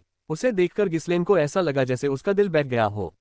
अचानक अतीत में वापस धकेल दिए जाने के कारण वह लड़ाइयां लड़ने में इतना व्यस्त हो गया था कि उसे अपने विचारों को व्यवस्थित करने का मौका ही नहीं मिला। लेकिन अपनी बहन का चेहरा देखते ही एक घटना उसके दिमाग में स्पष्ट रूप से उभर आई, जो यादों के भंवर से बाहर आ गई।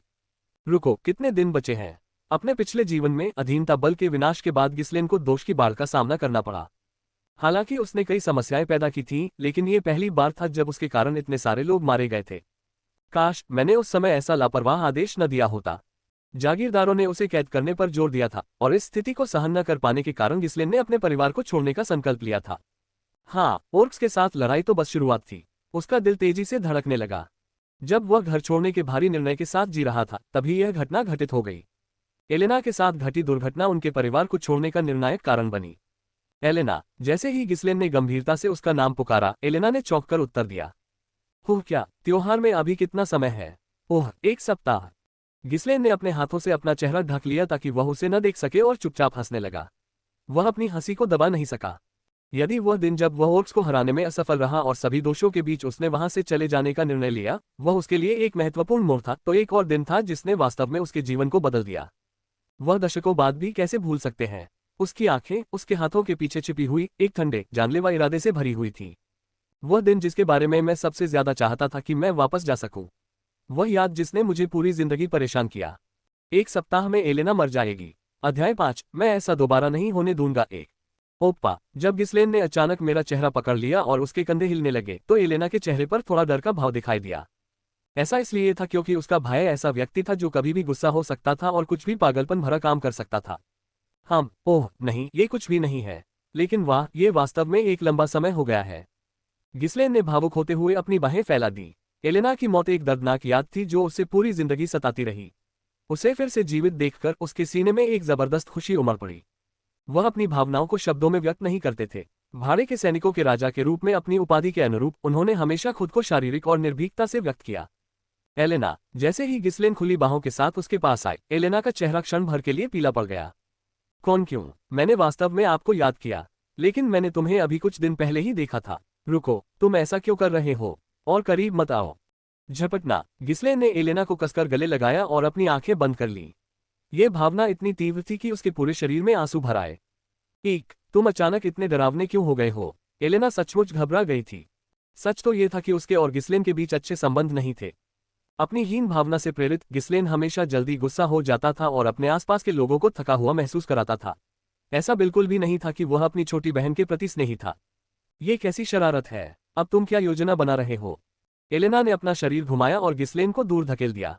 जैसे ही वह दूसरा जवाब देने वाली थी, वह अपने भाई के चेहरे पर नजर पड़ते ही स्तब्ध रह गई। कोमल आंखें, अस्पष्ट लालसा से भरी मुस्कान। ये गिस्लेन की ऐसी अभिव्यक्ति थी जिसे उसने पहले कभी नहीं देखा था और एक पल के लिए एलेना का गला भर आया। वह नहीं जानती थी कि उसे ऐसा क्यों महसूस हो रहा था। वह ऐसा क्यों कर रहा है? क्या उसने फिर से परेशानी खड़ी कर दी है? और उसकी आंखें बेवजह क्यों नम है? एलेना ने गिस्लेन को संदेह भरी निगाहों से देखा। दूसरी ओर वह अभी भी खिलखिलाकर मुस्कुरा रहा था, मानो उसे इससे ज्यादा खुशी और कुछ नहीं मिल सकती थी। हालांकि उसे इसका कारण नहीं पता था, लेकिन उस क्षण वह मुस्कुराहट सच्ची लग रही थी। वह अब वैसा ही है जैसा पहले था, जब उनके पिता हमेशा अभियानों पर बाहर रहते थे और जब उनकी मां का निधन हो गया तब दोनों भाई बहन एक दूसरे पर निर्भर रहते थे। जैसे जैसे समय बीतता गया और गिस्लेन बदमाश बन गई, वैसे वैसे उनके रिश्ते में दूरियां बढ़ती गईं। जब एलेना आंखें सिकोड़कर उसे घूरती रही तो गिस्लेन ने अपना गला साफ किया। मैं तुम्हें देखकर खुश हूं। वैसे तुम मेरे कमरे में क्या कर रहे हो? बहुत खूब। एलेना उसे स्तब्ध होकर देखती रही, मानो उसे विश्वास ही नहीं हो रहा था कि उसने क्या सुना। कुछ दिन पहले जब गिस्लेन यहां आई थी तो उन्होंने ऐसी प्रतिक्रिया नहीं दी थी। चले जाओ, मेरे सामने इधर उधर मत घूमो और मेरा मूड खराब मत करो। मुझे तुम्हारी मौजूदगी बेहद अप्रिय लगती है। वह उससे इसी तरह का जवाब सुनने की आदी थी। सच तो यह है कि एलेना आना नहीं चाहती थी, लेकिन उसने सुना था कि गिस्लेन एक कॉफ के कारण लगभग मर ही गई थी, इसलिए वह शिष्टाचारवश वहां चली आई। ठीक है, बेलिंडा ने मुझे आप पर नजर रखने के लिए कहा था। मैंने सुना है कि आप एक ऑफ से खतरे में थे, लेकिन आप ठीक लग रहे हैं। पब फ्यूचर द्वारा विज्ञापन। बेलिंडा काफी सरल तरीके से सोचती थी। उसे शायद उम्मीद थी कि अगर एलेना मिलने आएगी तो भाई बहनों के रिश्ते सुधर जाएंगे। चूंकि बेलिंडा लगातार पूछती रही, इसलिए एलेना ने अंततः उसकी बात मान ली और उससे मिलने आई, लेकिन उसे ये देखकर आश्चर्य हुआ कि गिस्लेन अच्छी स्थिति में थी। उसने सोचा था कि वह बुखार से पीड़ित होकर बिस्तर पर पड़ा होगा, लेकिन उसने उसका इतनी प्रसन्नता से स्वागत नहीं किया। ओक्स, मैंने उन सभी को संभाला। ये कुछ भी नहीं था। मैं बहुत मजबूत हूं, आप जानते हैं। जब गिस्लेन ने कंधे उचकाए और आत्मसंतुष्ट होने का नाटक किया तो एलेना अपनी हंसी रोक नहीं सकी। क्या तुम गिरकर वापस आए थे ना? ओह, तुम क्या बात कर रहे हो? इसे सुनो। तुम सुनना चाहते हो कि मैंने उन कमीनों से कैसे निपटा? गिस्लेन ने अपनी वीरता की कहानी सुनाते हुए बेतहाशा इशारे करना शुरू कर दिया। उसे इतना बड़ा चढ़ाकर शेखी बघारते देख एलेना जोर जोर से हंसने लगी। उसे दिखावा करते देखना मजेदार था और बदलाव के तौर पर अपने भाई को इतने अच्छे मूड में देखना भी बुरा नहीं था। तो मैंने उस आदमी को बुलाया, रिकॉर्डो। ओह, मैं जानता हूं कि वह कौन है। वह फ्लर्ट करने वाला सैनिक है ना? तुम उसे जानते हो। वह दिखने में अच्छा है। वह मशहूर है। क्या तुम्हें पता है कि वह महिलाओं के बीच कितना लोकप्रिय है? ऐसा लगता है कि वह एडन जितना ही बदमाश है। एडन? वह कौन है? कोई है, बहुत बुरा आदमी है। गिस्लेन की आंखों में क्षण भर के लिए द्वेष की चमक दिखाई दी और एलेना के चेहरे पर एक जानकार भाव झलका, मानो कह रही हो, बेशक वह यही है। उसने सोचा था कि उसकी हालत में सुधार हो रहा है, लेकिन ऐसा लग रहा था कि वह अभी भी पूरी तरह से सामान्य नहीं हुआ है। फिर भी यह एक सुधार था, भले ही मामूली। उसे उस पर नजर रखनी होगी क्योंकि उसका मूड किसी भी समय बदल सकता था। मैं अब चलता हूँ। अपना ख्याल रखना। हाँ, अगली बार मैं तुम्हें उस समय के बारे में बताऊंगा जब मैंने एक अजगर को मारा था। ओह, क्या तुमने इसे सपने में मार दिया? क्या तुम जानते भी हो कि ड्रैगन क्या होता है? गिस्लेन की अतिरंजित वीरतापूर्ण कहानी सुनने के बाद एलेना खुश होकर वहां से चली गई। हालांकि वह थोड़ा अजीब था, लेकिन गिस्लेन का ये संस्करण जो शेखी बघारने से भरा था पहले से कहीं बेहतर था। अतीत में उनके स्वभाव के कारण संक्षिप्त बातचीत भी असहनीय हो जाती थी। एलेना के चले जाने के बाद भी गिस्लेन काफी देर तक दरवाजे की ओर देखता रहा। उसके होठों पर एक हल्की मुस्कान खेल रही थी।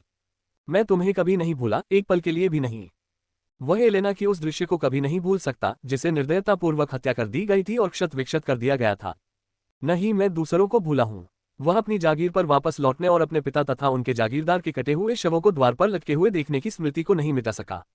मैं काया और कलंकित व्यक्ति था। उसे याद आया कि कैसे वह डर के मारे भाग गया था और कुछ भी करने में असमर्थ था। गिस्लेन के चेहरे की मुस्कान अचानक गायब हो गई और उसकी जगह एक खौफनाक माहौल छा गया। सब कुछ सही करने का अवसर मेरे पास वापस आ गया है। वह अब अपने पिछले जन्म का दयनीय, अपमानजनक कुलीन व्यक्ति नहीं था। मैं फेडियम के पतन को रोकूंगा। गिस्लेन ने जल्दी से एक कलम और कागज लिया और भविष्य के बारे में जितना याद था उतना लिख दिया। उसे महाद्वीप में होने वाली महत्वपूर्ण घटनाओं का एक मोटा अंदाजा था। हालांकि उसे सटीक तारीखें याद नहीं थीं, लेकिन उसे समयरेखा का एक सामान्य ज्ञान था जो उसके अगले कदमों को निर्देशित करने में मदद करेगा। सबसे पहले मुझे एलेना को बचाना होगा। एक हफ्ते में त्योहार शुरू हो जाएगा। समृद्धि के लिए प्रार्थना करने के लिए मनाया जाने वाला ये त्योहार फसल के मौसम की शुरुआत का भी प्रतीक है। यहाँ तक कि कठोर उत्तरी क्षेत्रों में भी, जहाँ बर्बर लोगों के साथ लड़ाई कभी खत्म नहीं होती थी, लोग त्योहार मनाते थे, बेहतर समय के लिए प्रार्थना करते थे। सोचो तब, उस समय गिस्लेन लगातार आलोचना और तिरस्कार से इतना तंग आ गया कि उसने पारिवारिक संपत्ति छोड़ने का फैसला कर लिया। उत्सव उस उथल पुथल के बीच शुरू हुआ और एलेना के आग्रह पर वह उत्सव का आनंद लेने के लिए उसके साथ बाहर चला गया। लेकिन उसका मूड खराब था, इसलिए उसे उत्सव की कोई परवाह नहीं थी। वह अंततः अकेले ही महल में लौट आया। आखिरकार यह उस क्षेत्र में आयोजित एक उत्सव था और एलेना के साथ उसके शूरवीर भी थे, इसलिए उसने इस पर ज्यादा विचार नहीं किया। फिर एलेना गायब हो गई। एलेना और उसके शूरवीरों के लापता होने के कुछ ही समय बाद उनके शव मिल गए। वह घटना अंतिम तिनका थी। गिस्लेन अब इसे और सहन नहीं कर सका और उन फुसफुसाहटों और अफवाहों से बचते हुए महल से भाग गया जो उसे परेशान कर रही थी। यह आखिरी बार था जब गिस्लेन ने फेडियम में कदम रखा था। मुझे उसके साथ होना चाहिए था। हालांकि सच तो यह है कि शायद इससे कोई फर्क नहीं पड़ता। उस समय गिस्लेन किसी की रक्षा करने में बहुत कमजोर थी। फिर भी एलेना को छोड़कर अकेले महल में लौटने का अपराध बोध उसे जीवन भर सताता रहा। क्या ये हो सकता है? क्या एलेना की मौत डेल्फिन डची द्वारा रची गई थी? पिछले जन्म में ये पता चला कि एलेना की हत्या करने वाला व्यक्ति दूसरे क्षेत्र का एक युवा कुलीन था जो उत्सव देखने आया था। स्वाभाविक रूप से इस अपराध के आरोपियों ने इससे इनकार किया और दावा किया कि उन्हें झूठा फंसाया गया है, लेकिन फेडियम को एक क्षेत्रीय युद्ध में घसीटा गया और उसे भारी क्षति उठानी पड़ी। इसके बाद से बड़ी और छोटी घटनाओं की एक श्रृंखला सामने आई, जिससे स्थिति और बदतर होती गई। कुछ बदबू आ रही है, जैसे भूत का गोबर। गिस्लेन को इसके बाद क्या हुआ इसका सटीक विवरण नहीं पता था, क्योंकि वह क्षेत्रीय युद्ध शुरू होने से पहले ही वहां से चले गए थे। वह केवल घटनाओं के सामान्य प्रवाह को जानता था, जो उसने बदला लेने की कोशिश के दौरान एकत्रित की गई जानकारी से एकत्रित किया था। पहले तो उन्होंने यह मान लिया था कि यह एक पूर्व आक्रमणकारी हमला था, जिसका उद्देश्य विद्रोह की आशंका वाले क्षेत्रों को नष्ट करना था। लेकिन जब उसे पता चला कि एडन फेडियम के पतन में शामिल था, तो सब कुछ संदिग्ध हो गया। अब यह स्पष्ट था कि एक साजिश थी। वे ऐसे गरीब बेकार इलाके को क्यों नष्ट करेंगे? अगर वे इसे जीत भी लेते तो वे हमारे इलाके में बर्बर लोगों से लड़ते रहते। आसपास छिपे हुए संसाधन थे, लेकिन इस दौरान किसी को उनके बारे में पता नहीं था। ये कुछ ऐसा था जिसकी जांच गिस्लेन ने अपने पिछले जीवन में बार बार की थी, ये सोचकर कि क्या वे संसाधन ही इसका कारण थे। खैर, इससे कोई फर्क नहीं पड़ता कि कारण क्या है, मैं उन सभी को मार डालूंगा। गिस्लेन की अभिव्यक्ति ठंडे संकल्प से कठोर हो गई। अपने पिछले जीवन में उसने बदला लेने के लिए केवल डेल्फिन डची को ही निशाना बनाया था, क्योंकि उसे लगता था कि हर चीज के पीछे उनका ही हाथ है। लेकिन अब चीजें अलग थीं। वह नहीं जानता था कि एडन ने हम किसे कहा था, लेकिन जो कोई भी फेडियम का विरोध करेगा उसका सफाया हो जाएगा। गिस्लेन ने विचारों में खोकर अपनी थोड़ी पर उंगलियां थपथपाईं। एलेना और शूरवीर की लाशें झुकी झोपड़ियों में पाई गईं, है ना? त्योहार के दौरान उनके वहां जाने का कोई कारण नहीं था। किसी ने उन्हें बहला फुसलाकर या जबरदस्ती ले जाकर छोड़ दिया होगा। कम से कम एक बात तो निश्चित है, एलेना की मृत्यु फेडियम के पतन का प्रारंभिक बिंदु थी। ऐसी स्थिति में मुझे शुरू से ही चीजों को ठीक करना होगा। उसने अपने विचारों को व्यवस्थित किया और तुरंत अपने कमरे से बाहर निकल गया। मुझे अपने शरीर को जल्द से जल्द सही आकार में लाना है। समस्या यह है कि मेरे पास ज्यादा समय नहीं है, सिर्फ एक हफ्ता। गिस्लेन भगवान के महल के चारों ओर घूमता रहा। उसे फेडियम महल में रहते हुए इतना समय हो गया था कि उसे महल का स्वरूप या नौकरों के चेहरे भी मुश्किल से याद थे। उनके रास्ते में आने वाले सभी लोगों ने उनका अभिवादन किया, लेकिन उनके हाव भाव सुखद नहीं थे, अधिकतर उदासीनता या मौन तिरस्कार का मिश्रण थे। मैं इतना बुरा व्यक्ति नहीं हूँ। कंगाल क्रांतिकारियों के बारे में ये जानकर आपकी जमीन खिसक जाएगी। अगर आपका नाम इस अक्षर से शुरू होता है तो बड़ी लकी हैं आप। इस समय उन्हें संभवतः एक संवेदनशील, चिड़चिड़े व्यक्ति के रूप में देखा जाता था, जिससे हर कोई बचना चाहता था। Master Ghislaine, master. जब वह इधर उधर घूम रहा था तो किसी ने उसका नाम पुकारा और वह हौंफता हुआ दौड़ता हुआ आया। ओह, फर्गस। ये फर्गस था, जो उसके संरक्षक के रूप में सेवा करने वाले शूरवीरों में से एक था। वह इतना बूढ़ा हो चुका था कि उसे सेवानिवृत्त होना था और उसे आराम से रहना था, फिर भी वह महल में रहा और गिस्लेन के साथ वफादारी से रहा। फर्गस उसके सामने खड़ा था, गहरा प्रणाम कर रहा था और जोर जोर से सांसें ले रहा था। वह कितनी दूर तक भाग चुका है? यदि हत्यारे अब सामने आ जाएं तो ये स्पष्ट नहीं होगा कि कौन किसकी रक्षा करेगा। फिर भी उसकी वफादारी काबिले तारीफ थी। बाद में गिस्लेन को पता चला कि फर्गस को उसकी मौत तक उसकी चिंता थी, यहां तक कि गिस्लेन के एस्टेट से भाग जाने के बाद भी। हफ हफ, मास्टर, आप अकेले कहाँ भटक रहे थे? बेलिंडा को भी नहीं पता था, इसलिए यह बूढ़ा आदमी आपको हर जगह ढूंढ रहा है। फर्गस ने अभी भी हौंफते हुए कहा। वह शायद जल्दी में इधर उधर भाग रहा होगा। हे भगवान, मैं कितनी उम्र का हूं कि तुम मुझे अभी मास्टर कहते हो? हाँ, इस बूढ़े आदमी की नजर में तुम अभी भी बच्चे ही लगते हो। गिस्लेन का शरीर अब कितना कमजोर हो गया था, वह और भी जवान दिखाई दे रहा होगा। गिस्लेन ने आह भरी। हाल ही में वह ऐसी बातें सुन रहा था जिनकी उसने भाड़े के सैनिकों के राजा के रूप में अपने दिनों के दौरान कभी कल्पना भी नहीं की थी। अगर तुम इसे ऐसे ही देखते हो तो मुझे लगता है कि यह ऐसा ही है। लेकिन तुमने मुझे क्यों ढूंढा? हे, ये स्वाभाविक है कि जब आप आगे बढ़ रहे हो तो मैं आपका पीछा करूं, युवा स्वामी। आप अचानक क्यों पूछ रहे हैं? बूढ़े शूरवीर ने गिस्लेन की ओर गर्मजोशी से देखा और उसकी नजर से मिलते ही गिस्लेन एक पल के लिए झिझक गई। सही, अपने जीवन के इस दौर में गिस्लेन ने अपनी हीन भावना और गुस्से के कारण अपने अंगरक्षकों को भी अस्वीकार कर दिया था। उसे ऐसा लग रहा था जैसे हर कोई उसका दुश्मन है, जैसे सब उसका मजाक उड़ा रहे हों। लेकिन फर्गस और बेलिंडा, जिन्होंने बचपन से ही उसकी देखभाल की थी, अपवाद थे। जो चीजें उसके लिए अनमोल थीं, उन्हें खोने के बाद ही उसे उनकी कीमत का एहसास हुआ। वह कितना मूर्ख था। गिस्लेन को अचानक अपनी नाक में चुभन महसूस हुई और उसने फर्गस को कसकर गले लगा लिया। उसने अपने कार्यों को गुप्त रखने का इरादा किया था, लेकिन किसी इतने प्रिय व्यक्ति से पुनः मिलने की खुशी को रोक पाना कठिन था। बूढ़े आदमी, लंबे समय तक जियो। चलो साथ साथ लंबे समय तक जीते हैं, ठीक है। मरना, ये वास्तव में एक भयानक एहसास है। गिस्लेन की अचानक हुई हरकत से चौंककर फर्गस अजीब तरह से हंस पड़ा। हे, तुम अचानक ऐसा व्यवहार क्यों कर रहे हो? ऐसा लगता है जैसे हमने एक दूसरे को सदियों से नहीं देखा है। जैसा कि अपेक्षित था, उम्र ने उनकी प्रवृत्ति को कम नहीं किया था। खैर, फर्गस मेरी हर बात पर यकीन करेगा। आखिरकार वह एक वफादार योद्धा था जो गिस्लेन के साथ तब भी खड़ा रहा जब हर कोई ऊपर कब्जा करने की घटना पर उसका नाम कोस रहा था। अपना मन बनाकर गिस्लेन ने दृढ़ता के साथ बात की। बूढ़े आदमी, ध्यान से सुनो। ये वास्तव में महत्वपूर्ण है। सच तो यह है, मैं मर गया और फिर से जीवित हो गया। हे, अब तुम्हारे चुटकुले बहुत हो गए। तो आखिरकार वह मुझ पर विश्वास नहीं करता। हाँ, वैसे भी बस लंबे समय तक जियो। जीवन में वापस आना आसान नहीं है। बेशक, मैं कम से कम तब तक जीवित रहूंगी जब तक आपकी शादी नहीं हो जाती, युवा स्वामी। हम शादी, आप कहते हैं? गिस्लेन ने कड़वी मुस्कान दी। प्यार, शादी, अब इन चीजों पर विचार करने का भी समय नहीं था। क्षेत्र के विनाश के मंडराने के साथ अगर मैं ऐसे मामलों की चिंता में मर गया तो मैं किसे दोषी ठहराऊंगा? अपने विचारों को स्पष्ट करने के लिए सिर हिलाते हुए गिस्लेन ने लंबे कदमों से चलना शुरू कर दिया। फर्गस जल्दी से पीछे आया और पूछा, लेकिन तुम अचानक कहाँ जा रहे हो? प्रशिक्षण मैदान, मुझे कुछ अभ्यास करने की जरूरत है। फर्गस ने सदमे से अपनी छाती पकड़ ली और हौंफने लगा। यह युवा मास्टर, प्रशिक्षण, हफ, खांसी। वाह, तुम्हें क्या हो गया है बूढ़े आदमी? संभल जाओ, सांस लो। मैंने कहा सांस लो। मेरी किसी भी बात पर कोई विश्वास क्यों नहीं करता? अध्याय 6, मैं दोबारा मूर्ख नहीं बनूंगा। तो छाती को दबाते समय गिस्लेन की त्वरित प्रतिक्रिया के कारण फर्गस बड़ी मुश्किल से सांस लेने में कामयाब हो पाया। तुमने ये सब कहाँ से सीखा? यह महत्वपूर्ण नहीं है। अभी अभी तो तुम्हारा शरीर और आत्मा लगभग अलग हो गए थे। क्या तुम्हें लगता है कि वापस जीवन में आना आसान है? उफ, उम्र के साथ मेरा दिल कमजोर हो गया है। कभी कभी जब मैं चौंक जाता हूं तो यह जोर से धड़कने लगता है। गिस्लेन ने उसे लंबी उम्र की शुभकामनाएं दी थीं, लेकिन आज मिलते ही वे लगभग अलग हो गए थे। जीभ चटकाते हुए गिस्लेन ने फर्गस के हाथ की मालिश की। बाद में मैं तुम्हारे लिए मैंड्रेक रूट की चाय बनाऊंगी। अभी तुम जाकर आराम करो। लेकिन मुझे अभी भी आपको ले जाना है, युवा मास्टर। नहीं, प्लीज बस आराम करो। तुम चिंता से मुझे पागल कर रहे हो। इस हालत में मुझे ही तुम्हें साथ लेकर चलना पड़ेगा। तो फिर कम से कम जब तक आप प्रशिक्षण ले रहे हो मुझे अपने पास रहने दीजिए। फर्गस की जिद के आगे जीतने में असमर्थ गिस्लेन ने अनिच्छा से सिर हिला दिया। भले ही फर्गस को बॉडीगार्ड कहा जाता था, लेकिन ये केवल नाम के लिए था। वास्तव में वह एक नानी की तरह था जो महल के चारों ओर गिस्लेन का पीछा करता था। अपनी उम्र के कारण फर्गस ज्यादा कुछ नहीं कर सकता था।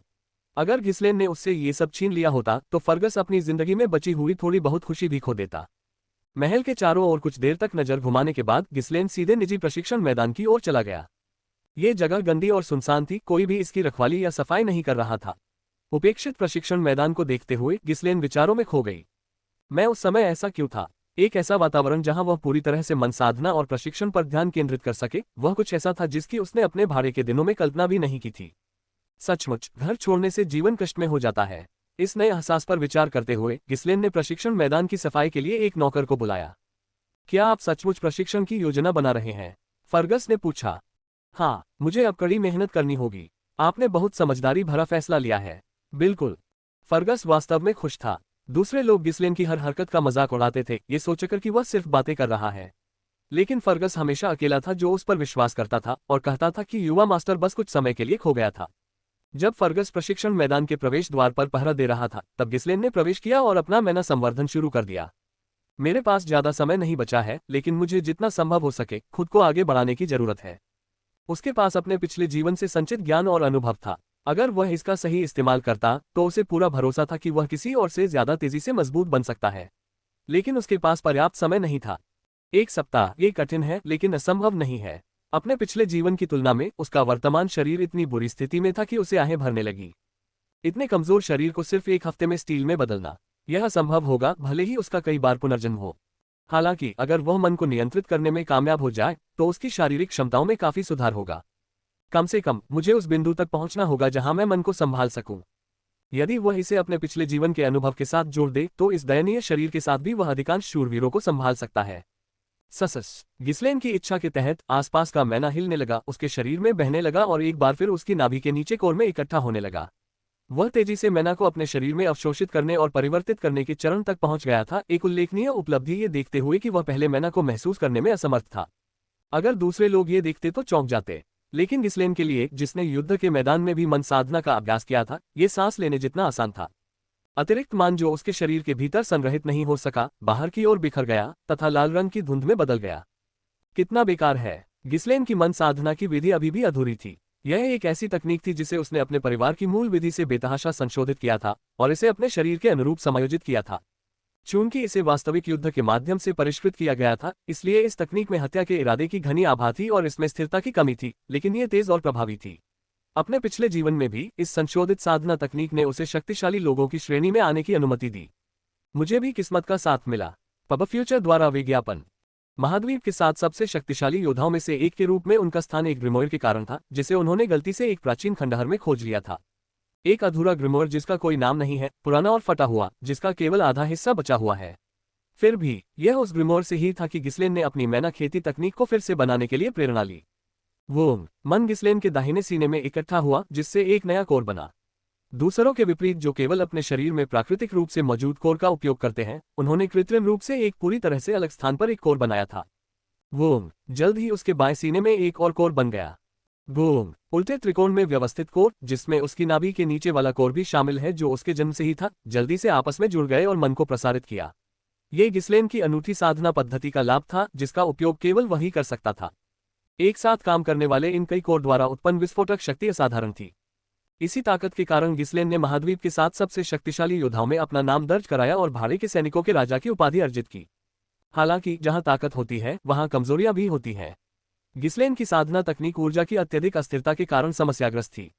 जैसा कि अपेक्षित था, इसे प्रबंधित करना कठिन है। तीनों कोर में संग्रहित मान संघर्ष करने लगा, उसके शरीर से बाहर निकलने की कोशिश करने लगा। गिस्लेन ने अपने दिमाग पर ध्यान केंद्रित किया, प्रतिरोध को दबा दिया और मान को अपने नियंत्रण में रखने के लिए मजबूर किया। मुझे इसे भी धीरे धीरे ठीक करना होगा, यद्यपि वह विस्फोटक रूप से अपार। अध्याय 7, मैं इसके लिए दोबारा नहीं गिरूंगा। 3 गिस्लेन ने इस बात पर कई तरह की संभावनाएं सोची थी कि एलेना के साथ दुर्घटना कैसे हुई होगी। उनमें से एक संभावना ये भी थी कि महल में कोई गद्दार मौजूद हो सकता है। स्वाभाविक रूप से उसे अंगरक्षक शूरवीर के बारे में संदेह था, लेकिन उसे लगा कि यह जमाल ही था जो इतने लंबे समय से एलेना की रखवाली कर रहा था। आप क्या सोचते हैं? क्या हम भी जाकर देखें, महाराज? हाँ, चलो चलकर देखते हैं। हल्के से सिर हिलाते हुए गिस्लेन एलेना के साथ जमाल के पीछे चली गई। भीड़ भाड़ से गुजरते हुए वे जल्द ही एक शांत इलाके में चले गए, अंततः झुग्गियों में प्रवेश कर गए। हालांकि यात्रा में कुछ समय लगा, एलेना उत्सुकता से आगे बढ़ी, कुछ नया देखने की संभावना से उत्साहित थी। झुग्गियों में होने वाले खौफनाक माहौल ने उसे थोड़ा डरा दिया, लेकिन बॉडीगार्ड की मौजूदगी के कारण वह ज्यादा चिंतित नहीं दिखी। गिस्लेन चुपचाप दूसरे बॉडीगार्ड फिलिप को देख रही थी। क्या यह आदमी भी इसमें शामिल है? फिलिप का चेहरा थोड़ा लाल हो गया था और वह चुपचाप चल रहा था, अजीब लग रहा था। अपने पिछले जीवन में एलेना, फिलिप और यहां तक कि जमाल भी लाशों के रूप में पाए गए थे। अगर वे दोनों देशद्रोही थे तो उनकी मौत का कारण स्पष्ट था। उन्हें अवश्य ही चुप करा दिया गया होगा। स्वामी की बेटी की हत्या की खतरनाक साजिश में शामिल होने की कीमत सस्ती नहीं थी। आमतौर पर किसी को अपनी जान जोखिम में डालनी पड़ती है, लेकिन ऐसा लगता है कि उनमें से किसी ने भी इतनी दूर तक नहीं सोचा था। ये जगह है। जैसे ही समूह एक खुले स्थान पर पहुंचा, जमाल ने उत्साह से चिल्लाते हुए कहा। खुले स्थान के चारों ओर जीर्ण शीर्ण जर्जर मकान थे। हर रास्ता फेंके गए सामान और कचरे से अटा पड़ा था। बिल्कुल, चारों ओर फैले कूड़े के ढेर के कारण भागना मुश्किल हो जाता था। करीब से निरीक्षण करने पर यह स्पष्ट था कि लेआउट को जानबूझकर बदल दिया गया था। पहली नजर में यह सामान्य कचरा जैसा लग रहा था, लेकिन निकास को कुशलतापूर्वक अवरुद्ध कर दिया गया था। यहाँ क्या होना चाहिए? हर जगह सिर्फ कूड़ा कचरा है। एलेना ने अपनी भौहें सिकोड़ ली। इतनी दूर आने के लिए समय और प्रयास खर्च करने के बाद यह निराशाजनक दृश्य उसे स्पष्ट रूप से परेशान कर रहा था। उसकी निराशा बढ़ने के साथ उसकी आवाज तीखी हो गई और जमाल ने अपने हाथों को बेतहाशा हिलाया। यह अभी तैयार नहीं है। जल्द ही लोग आएंगे और आपको कुछ अद्भुत दिखाएंगे। हम भूल जाओ, मैं वापस जा रहा हूँ। चलो भाई। एलेना मूर्ख नहीं थी। हालांकि वह शांति से बोल रही थी, लेकिन उसकी बेचैनी स्पष्ट थी।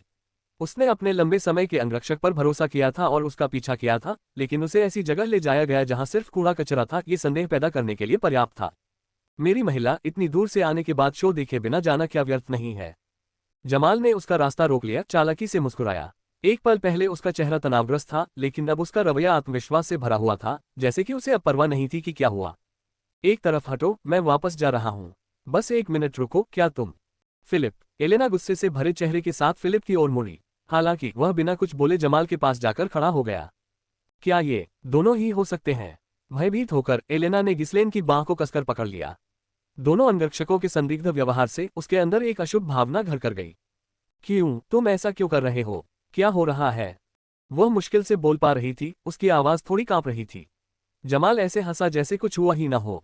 मुझे आपसे कोई शिकायत नहीं है मेरी महिला। आप दयालु हैं और आपका अंगरक्षक होना बुरा नहीं है। तो क्यों? उसने अपने कंधे उचकाए। बेहतर परिस्थितियों वाली नौकरी मिल गई, बस इतना ही। हालांकि ये थोड़ा शर्मनाक है कि मैं तुम्हें फिर कभी नहीं देख पाऊंगा। जमाल दुष्टता से मुस्कुराया और अपने होंठ चाटने लगा। ठीक है, मैं वादे के मुताबिक महिला को लेकर आया हूँ। चलो सौदा पूरा करते हैं। जमाल चिल्लाया और एक जर्जर इमारत से 3 आदमी निकले। उनमें से एक मध्यम आयु वर्ग का व्यक्ति था जो दिखने में साधारण था और बाकी 2 कम उम्र के थे। तीनों के चेहरे बहुत साधारण थे, ऐसे चेहरे जो भीड़ में घुल मिल जाते थे और ध्यान आकर्षित नहीं करते थे, गायब होने के लिए एकदम सही। अधेड़ उम्र के आदमी ने जमाल से पूछने से पहले इधर उधर देखा। वह फेडियम के ग्रैंड ड्यूक जैसा दिखता है। क्या वह सौदे का हिस्सा नहीं था? जमाल ने हंसते हुए कहा, हाँ, वह मूर्ख हमारे पीछे पीछे यहाँ तक आया है। मैं उसे बोनस के तौर पर शामिल करूंगा। इसे एक उपहार समझो, एक सुखद आश्चर्य। इससे और भी बेहतर परिणाम निकलेंगे। अपने आप को तैयार रखें। अधेड़ उम्र के आदमी ने संतोषपूर्वक मुस्कुराकर सिर हिलाया, जिससे अन्य 2 लोगों ने उनके भागने का रास्ता रोक दिया। एलेना, जो अब डर से पीली पड़ गई थी, हताशा में इधर उधर देखने लगी। जमाल, तुम क्या कर रहे हो? जमाल ने उदासीन मुस्कान के साथ जवाब दिया। कौन जानता है, मेरा काम सिर्फ तुम्हें यहाँ लाना था। उसके बाद यह इन लोगों पर निर्भर है। चाहे वे तुम्हें गुलाम के तौर पर बेच दें या मार दें, मुझे इससे कोई फर्क नहीं पड़ता। क्या? एलेना इतनी सदमे में थी कि वह कोई सुसंगत जवाब नहीं दे सकी, इसलिए गिस्लेन ने बीच में हस्तक्षेप किया। तुमने हमें धोखा दिया है। क्या तुम्हें सच में लगता है कि तुम प्रभु के इलाके में ऐसा कुछ करके बच जाओगे? गिस्लेन की चेतावनी के बावजूद जमाल चिंतित नहीं दिखे। जब तक किसी को पता चलेगा तब तक हम बहुत दूर जा चुके होंगे। इसके अलावा मैं इस मनहूस जगह से तंग आ चुका हूँ। यहाँ हर दिन लड़ाई होती रहती है। हमारे जैसे बहुत से अन्य लोग भी फेडियम छोड़ रहे हैं, लेकिन वे तुम्हारी तरह परेशानी खड़ी करने के बाद नहीं जा रहे हैं।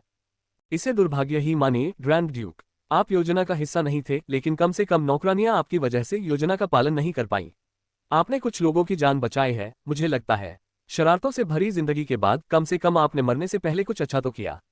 हाँ हाँ, बुरी किस्मत आप कहते हैं। गिस्लेन ने एक मुस्कान दी जिसे जमाल समझ नहीं पाया। जमाल ने इसे इस्तीफे के तौर पर समझकर अपना सिर हिला दिया। सच में माफी चाहता हूँ। मेरी अंतरात्मा थोड़ी कचोट रही है, लेकिन मेरे पास कोई और विकल्प नहीं है।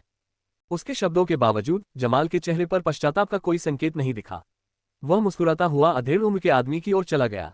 दूसरी ओर फिलिप के चेहरे पर एक गंभीर भाव था। ऐसा लग रहा था कि उसे कम से कम अपराधबोध तो था। जमाल ने उस अधेड़ उम्र के आदमी की ओर देखा, उसके चेहरे पर थोड़ी तनाव की स्थिति थी। तुम थोड़े लापरवाह लग रहे हो। अगर तुम मजाक कर रहे हो तो यह मजाक नहीं है। तुम जानते हो कि हम दोनों ही शूरवीर हैं, है ना?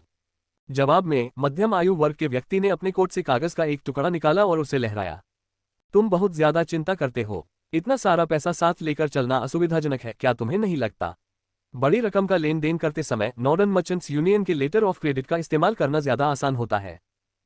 मुझे सोने के सिक्के ज्यादा पसंद हैं। इसे बदलने में कोई समस्या नहीं होगी, है ना? अगर यह नकली हुआ तो मैं तुम्हें जरूर मार डालूंगा। अधेड़ उम्र के आदमी ने हंसकर अपना सिर हिलाया। चिंता मत करो, कोई समस्या नहीं होगी, मैं वादा करता हूँ। अधेड़ उम्र के व्यक्ति ने जब उसे आश्वस्त किया तो जमाल ने अनिच्छा से कागज स्वीकार कर लिया। उसने कागज की प्रामाणिकता की पुष्टि करने के लिए अपने मन पर चित्र बनाना शुरू किया, लेकिन जब उसने कागज पर लिखा देखा तो उसकी आंखें चौंक कर चौड़ी हो गईं। दिगाग बॉल के लिए निमंत्रण। ये किसी अन्य क्षेत्र में आयोजित बॉल के लिए एक बेकार निमंत्रण था। कमीने, जिस क्षण क्रोध से भरकर जमाल ने अपनी तलवार खींचनी चाहिए। धप। अधेड़ उम्र के व्यक्ति ने, जिसने पहले से ही खंजर निकाल लिया था, जमाल के पेट में वार कर दिया। उफ उफ, मुझे ये यहाँ आते समय मिला। लगता है तुम्हें ये पसंद नहीं आया। तुम्हें बॉलर्स पसंद नहीं है ना? जैसे ही उसने बोलना समाप्त किया, अधेड़ व्यक्ति ने अपना खंजर फिर से चला दिया। धप धप धप। उसने जमाल पर कई बार चाकू से वार किया और फिर थोड़ा पीछे हट गया। मैंने झूठ नहीं बोला, एक बार तुम मर गए तो कोई समस्या ही नहीं रहेगी। तुमने हमें धोखा दिया। जमाल लड़खड़ाते हुए अपना पेट पकड़ते हुए जमीन पर गिर पड़ा। जमाल और फिलिप ने अपनी योजना की खतरनाक प्रकृति को देखते हुए चीजों के गलत होने की संभावना पर विचार किया था।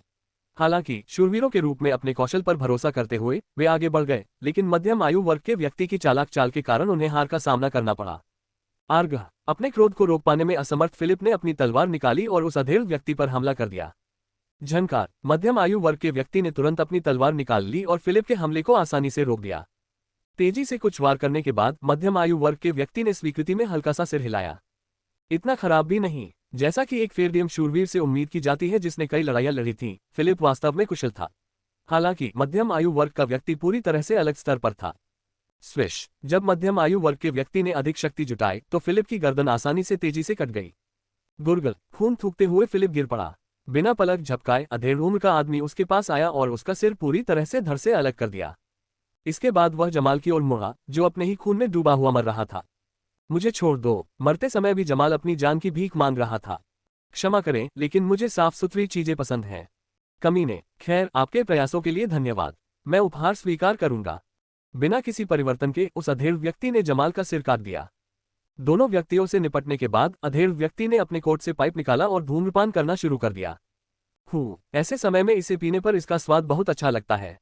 अब क्या मैं इसे खत्म कर दूं? उसने अपने मुंह से धुआं निकाला और भाई बहनों की ओर देखा। एलेना ने गिस्लेन की बाह को और भी कसकर पकड़ लिया। वह आंसुओं के कगार पर थी, उसका शरीर बेकाबू होकर कांप रहा था। ये सिर्फ ये देखने का डर नहीं था कि उसके सामने किसी का गला काटा जा रहा है, यह इस बात का डर था कि उसका भी वही हश्र हो सकता है। ओपा, चलो भाग चले। एलेना ने फिर से गिस्लेन की बाह खींची। वह चाहती थी कि वे भाग जाएं, लेकिन गिस्लेन ने अपना सिर हिला दिया। ठीक है, जाने दो। तुम आश्चर्यजनक रूप से मजबूत हो, तुम्हें पता है। मैं तुमसे कह रहा हूं, हमें भागना होगा। ये सिर्फ 3 लोग हैं, चिंता करने की कोई जरूरत नहीं है। गिस्लेन मुस्कुराए और अपना हाथ छुड़ाने की कोशिश करने लगी, लेकिन यह आसान नहीं था। क्या तुम कसरत करते हो? तुम इतने ताकतवर क्यों हो? क्या? एलेना का चेहरा अविश्वास से मुड़ गया। अधेड़ उम्र का आदमी जो चुपचाप देख रहा था हंस पड़ा। उन्होंने कहा कि फेडियम का ग्रैंड ड्यूक थोड़ा विक्षिप्त था और ऐसा प्रतीत होता था कि वास्तव में ऐसा ही था। अपने दुश्मनों की खिल्ली उड़ाने के बावजूद गिस्लेन ने अपना मन छोड़ना शुरू कर दिया, उसे सभी दिशाओं में पतले धागों की तरह फैला दिया। अगर यह उसका पिछला जीवन होता तो वह अपनी दृष्टि के भीतर के पूरे स्थान को अपना क्षेत्र बना लेता, लेकिन अभी के लिए वह अपने मन को केवल धागे से ही फैला सकता था। पतला और चौड़ा, इस तरह का मन हेरफेर कोई भी नहीं कर सकता था। यहां तक कि एक सामान्य शूरवीर भी ऐसी तकनीक का इस्तेमाल करना नहीं जानता। अगर वे जानते भी हैं तो उन्हें इसका इस्तेमाल करने का कोई सुराग नहीं होगा। केवल वे लोग जो उच्चतम कौशल स्तर तक पहुंच गए हों, इच्छानुसार मन को नियंत्रित करने में सक्षम हो, वे ही ऐसी तकनीक का प्रदर्शन कर सकते थे। हालांकि गिस्लेन का शरीर अभी परिपक्व नहीं हुआ था, लेकिन उसका अनुभव और ज्ञान पहले ही उस स्तर से कहीं आगे निकल चुका था। अपने सीमित मान भंडार के बावजूद सटीकता के साथ इसे नियंत्रित करना कोई समस्या नहीं थी। इन तीनों के अलावा और कोई नहीं है। उसके मन के धागे में कुछ भी नहीं फंसा। अब जब उसे भरोसा हो गया कि आसपास कोई और दुश्मन छिपा नहीं है, तो गिस्लेन ने सावधानी से एलेना के हाथों को अपनी बाह से अलग कर दिया। तुम्हारा नाम क्या है? जानिए क्या होता है जब आपको सच में किसी से प्यार हो जाता है। कानपुर हाउसवाइफ ने खोजा मेल स्टेमिना बढ़ाने का अचूक उपाय। गिस्लेन के सवाल पर मध्यम आयु वर्ग के व्यक्ति ने जवाब देने से पहले अपने पाइप से राख झाड़ दी। उद्धरण चिन्ह ... मैं तुम्हें रईसों के सम्मान के कारण बता दूंगा। ये फ्रैंक है। जब तुम रीपर से मिलो तो मेरे नाम को कोसना। यह कोई स्थानीय नाम नहीं है। तुम्हें किसने काम पर रखा? आपको ये जानने की जरूरत नहीं है। फ्रैंक के इशारे पर जो 2 व्यक्ति भागने के रास्ते रोक रहे थे वे करीब आ गए। उनमें से एक ने फ्रैंक से पूछा, हमें इससे कैसे निपटना चाहिए? कुछ देर सोचने के बाद फ्रैंक ने ठंडे स्वर में उत्तर दिया, सिर काटना बहुत आम बात है। उसके पूरे शरीर को तोड़ दो। सुनिश्चित करो कि फेडियम का काउंट इसे देखे और गुस्से से भर जाए, और उसे यथासंभव लंबे समय तक जीवित रखना मत भूलना। जितना अधिक वह दर्द में तड़पेगा उतना ही अच्छा लगेगा, समझा? धप। जैसे ही उसने ये शब्द सुने, गिस्लेन का दिल जोर से धड़कने लगा। दर्दनाक यादें जो उसे पूरी जिंदगी सताती रही थीं, उसके दिमाग में फिर से उभर आईं। एलेना के कटे हुए शरीर की याद, जिसे बेरहमी से काटकर उसे लौटा दिया गया था, अभी भी उसे सता रही थी। उसकी लाश को देखकर वह रोया था और उल्टी कर रहा था। एलेना की वह अंतिम छवि उसकी स्मृति में इतनी स्पष्ट रूप से अंकित हो गई थी कि वह उसे कभी नहीं भूल सका, यहां तक कि मृत्यु के बाद भी नहीं। मैं कभी नहीं भूला, एक बार भी नहीं। उसके सिर में खून दौड़ने लगा और चेहरा जलने लगा। पिछली बार वह कब इतना क्रोधित हुआ था? युद्ध से पहले उत्तेजना खतरनाक थी, लेकिन गिस्लेन ने खुद को तीव्र भावनाओं में बहने दिया। उसके हाथ हल्के से कांपने लगे और उसकी सांसें तेज हो गईं। यह देखकर फ्रैंक मुस्कुराया। क्या पूर्णतया शौकिया है। उसके हाथों को कांपते देखकर ही फ्रैंक को पता चल गया कि गिस्लेन की कुशलता कितनी खराब है। लेकिन एक बात थी जो उसे परेशान कर रही थी। क्या वह मुस्कुरा रहा है? इस स्थिति के बावजूद गिस्लेन के होठों पर मुस्कान थी। उसकी आंखों में एक अजीब पागलपन की चमक थी। लेकिन उसके जैसा कमजोर आदमी क्या कर सकता था? फ्रैंक ने असहजता को दूर किया और अपने आदमियों को आगे बढ़ने के लिए प्रेरित किया। वह वाकई उतना ही पागल होगा जितना कि अफवाहें कह रही हैं। जल्दी करो और उसे खत्म कर दो। दोनों व्यक्ति गिस्लेन के करीब आ गए। एलेना झिझकते हुए पीछे हट गई। ओप्पा, वह गिस्लेन के बारे में इतनी चिंतित थी कि वह भागने के बारे में सोच भी नहीं सकी और डर के मारे उसका नाम चिल्लाने लगी। उसी समय गिस्लेन ने धीमी आवाज में बात की। आखिरकार मैंने तुम्हें पा लिया। क्या मुझे तुम्हारी बहुत याद आई? बहुत बहुत। ये कमीना क्या बक रहा है? गिस्लेन का हाथ बिजली की तरह तेजी से बढ़ा और उसने एक आदमी का गला पकड़ लिया। कैग कैग पुहुक। उसकी उंगलियां उस आदमी की गर्दन में घुस गईं, जिससे उसकी गर्दन पूरी तरह फट गई। खून बहने लगा जिससे उसके कपड़े भीग गए। कुह कैग। आदमी ने अपनी तलवार गिरा दी, उसका शरीर हिल गया।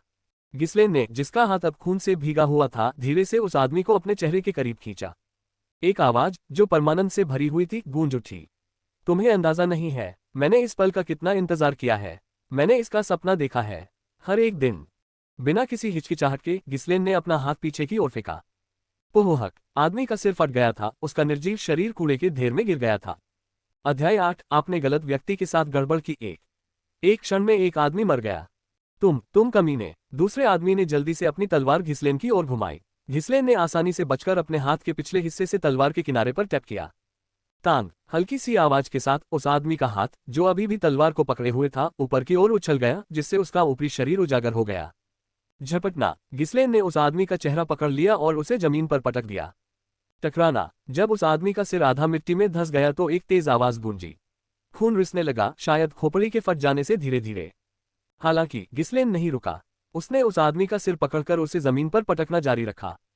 धमाक धमाक धमाक धमाक। ऐसा कई बार दोहराने पर उस आदमी का सिर पूरी तरह से कुचल गया। क्रंच। यहां तक कि उसके चेहरे का अगला हिस्सा भी गिस्लेन की मुट्ठी से पूरी तरह कुचल गया था। गिस्लेन धीरे से खड़ी हो गई। जब उनकी नजरें मिली तो फ्रैंक का चेहरा सख्त हो गया। ये सब इतनी जल्दी हुआ था कि वह स्तब्ध रह गया, जवाब देने में असमर्थ। ये कैसा लुक है? गिस्लेन उसे खाली भाव से घूर रही थी। फ्रैंक को लगा कि उसके पूरे शरीर में ठंडक दौड़ गई है। गिस्लेन खून के भूखे जानवर की तरह दिख रही थी। फ्रैंक ने अपने समय में कई लोगों को मारा था, लेकिन उसने कभी किसी को इतनी भयानक तीव्रता से नहीं देखा था। योजना के अनुसार यह मुश्किल नहीं होना चाहिए था। उन्होंने मान लिया था कि एक बार जमाल और फिलिप मर गए तो कोई भी हस्तक्षेप करने के लिए नहीं बचेगा। अरे, खुफिया जानकारी पूरी तरह गलत थी। कुछ पल के लिए गिस्लेन ने स्पष्ट रूप से मन का इस्तेमाल किया था। कोई और तरीका नहीं था जिससे वह इतनी ताकत और गति से आगे बढ़ सकता था।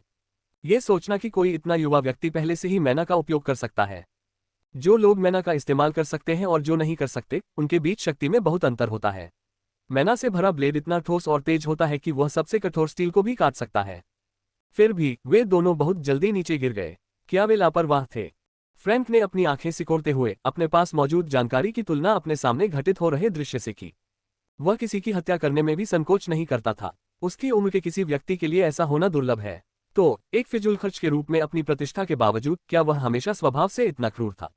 अफवाहों के अनुसार फर्डियम के ग्रैंड ड्यूक ने कभी किसी की हत्या नहीं की थी और अपना सारा समय अपने क्षेत्र में ही बिताया था। फिर भी वह यहाँ बेरहमी से लोगों की जान ले रहा था, जैसे कि यह उसका स्वभाव हो। यदि यह सचमुच गिस्लेन फर्डियम की पहली हत्या थी तो वह निस्संदेह जन्मजात हत्यारा था। जब मैं वापस आऊंगा तो मुझे स्वयं खुफिया विभाग से निपटना होगा। अपनी अयोग्यता की प्रतिष्ठा के बावजूद गिस्लेन ने 2 शूरवीरों को मार गिराया था जो पलक झपकते ही मैना का उपयोग कर सकते थे। यह एक अविश्वसनीय स्थिति थी, लेकिन फ्रैंक केवल यही निष्कर्ष निकाल सके कि उनके पास जो जानकारी थी वह पूरी तरह से गलत थी। एलेना भी सदमे में खड़ी थी, उसे विश्वास ही नहीं हो रहा था कि उसने क्या देखा था। मैं अपनी आंखों के सामने हो रहे क्रूर दृश्य को देखकर कांप उठा, लेकिन उससे भी ज्यादा मैं इस बात से हैरान था कि मेरे भाई में इतनी कुशलता थी। क्या वाकई कुछ ही दिनों की ट्रेनिंग के बाद वह इतना मजबूत हो गया? क्या ये बात समझ में आती है? एलेना को कुछ देर के लिए झटका लगा, लेकिन जल्द ही उसे राहत महसूस हुई। खैर, कम से कम ये राहत की बात है। अभी हम जीवित हैं। इससे कोई फर्क नहीं पड़ता कि उसने अपनी क्षमताओं को कितना निखारा है, अभी जीवित रहना ही सबसे अधिक महत्वपूर्ण था। फ्रैंक ने घबराकर निगल लिया और धीरे से अपना मुंह खोला। ग्रैंड ड्यूक गिस्लेन ऑफ फर्डियम, ये हमारे पास मौजूद जानकारी से मेल नहीं खाता। क्या आप अपने कौशल छिपा रहे थे? उस समय गिस्लेन ने अपनी मुद्रा पूरी तरह से सीधी की और अपनी तलवार खींची। मैं अपनी योग्यताएं छिपा रहा था या नहीं, यह अप्रासंगिक है। मैं आपसे एक बार फिर पूछता हूं, ये किसने आदेश दिया? फ्रैंक ने गिस्लेन के सवाल पर अपना सिर हिलाया। आपको जानने की कोई जरूरत नहीं है। आपके कौशल काफी प्रभावशाली हैं, लेकिन आप वैसे भी यहां मर जाएंगे। हालांकि फ्रैंक को आश्चर्य हुआ, लेकिन उन्हें पता था कि उन्हें स्थिति को संभालना होगा। उसने यह उम्मीद नहीं की थी कि गिस्लेन में इतनी ताकत होगी, लेकिन उसने ये भी नहीं सोचा था कि यह उसे वास्तविक खतरा बनाने के लिए पर्याप्त होगी। गिस्लेन ने सिर हिलाया। ठीक है, मुझे उम्मीद नहीं थी कि तुम इतनी आसानी से बात करोगे। खलनायक आमतौर पर ऐसा नहीं करते। सिर्फ इसलिए घमंडी मत बनो कि तुमने मेरे आदमियों को हरा दिया। मैं मानता हूं कि तुम्हारी उम्र के हिसाब से तुम्हारे हुनर कमाल के हैं, लेकिन तुम उस स्तर के अनुभव और परिपक्वता के साथ मुझे नहीं हरा पाओगे। गिस्लेन ने सूखी हंसी निकाली। अनुभव और परिपक्वता के बारे में बात करने वाला यह आदमी कौन था? मैंने शायद तुमसे ज्यादा दिन जिए हैं। तुम बहुत मूर्ख हो। फ्रैंक ने अपनी तलवार उठाई और एक रुख अपनाया। यहां लंबे समय तक रुकना उसके हित में नहीं था, इसलिए उसने जल्दी से जल्दी यह काम खत्म करके वापस लौटने का निश्चय किया। गिस्लेन ने भी अपनी तलवार उठाई। उसके मुंह के एक कोने पर एक मुस्कुराहट उभरी। तो चलो शुरू करते हैं। पहांग। गिस्लेन ने सबसे पहले कदम उठाया। फ्रैंक ने तुरंत हमले को रोक दिया और जवाबी हमला करने का प्रयास किया। क्वांग। दोनों तलवारें हिंसक रूप से टकरा गईं। एलेना का दिल चिंता से धड़क रहा था। उसने अपने हाथों को कसकर पकड़ लिया। अगर गिस्लेन हार जाती तो वह मर जाती, लेकिन वह मदद के लिए कुछ नहीं कर सकती थी। वह घबराहट में केवल अपने पैर हिला सकती थी। क्या मुझे भाग जाना चाहिए? शायद मदद के लिए पुकारना सबसे समझदारी भरा काम होगा, लेकिन अपने भाई को पीछे छोड़ने का ख्याल उसके लिए बहुत भारी था। साथ ही उसे नहीं पता था कि उसके आसपास और कितने दुश्मन छिपे हुए हैं। अगर मैं अकेले काम करूंगी तो मैं और भी ज्यादा खतरे में पड़ सकती हूँ। निर्णय न ले पाने के कारण एलेना धीरे धीरे पीछे हटने लगी ताकि किसी की नजर में न आए। उसने सोचा कि अगर कुछ देर और देखने के बाद भी चीजें ठीक नहीं लगी तो वह वापस महल में जाएगी और मदद मांगेगी। कांग। कांग। जैसे जैसे एलेना अपने फैसले पर विचार कर रही थी, दोनों पुरुषों के बीच लड़ाई और भी ज्यादा तीखी होती जा रही थी। बेशक जमाल और फिलिप आसान प्रतिद्वंद्वी होते, गिस्लेन के दृष्टिकोण से फ्रैंक एक उत्कृष्ट शूरवीर था। उसने जितना मैना उत्सर्जित किया और उसका जिस तरह से उपयोग किया, वह अधिकांश शूरवीरों से कहीं बेहतर था। कोई आश्चर्य नहीं कि वह इतना आश्वस्त था कि फेडियम स्टेट तक आया। ये जितना लंबा चलेगा मेरे लिए उतना ही बुरा होगा। केवल एक सप्ताह के संचित मान के साथ गिस्लेन के लिए फ्रैंक को संभालना आसान नहीं होगा। शारीरिक क्षमता और मानसिक क्षमता की कमी के कारण गिस्लेन केवल अपनी असाधारण तलवारबाजी के कारण ही अपनी स्थिति बनाए रख सका। फ्रैंक भी कुछ इसी तरह सोच रहा था। ये कैसी तलवारबाजी है? गिस्लेन की तलवारबाजी इतनी क्रूर और व्यवहारिक थी कि यह भयावहता से परे थी, लगभग विस्मयकारी। उसकी तलवार सामान्य शूरवीरों की तलवारों की तरह नहीं थी, न ही यह फेडियम परिवार की तकनीकों का पालन करती थी। ये क्रूर थी, एक गहरी हत्या की मंशा से भरी हुई थी, और इसकी हरकतें अप्रत्याशित थीं। जब फ्रैंक को लगा कि उसने एक हमले को रोक दिया है तो ब्लेड उसके साथ फिसल गया, अप्रत्याशित कोनों से महत्वपूर्ण स्थानों पर निशाना साधते हुए। कोई भी शूरवीर इतनी क्रूर तलवार नहीं चला सकता।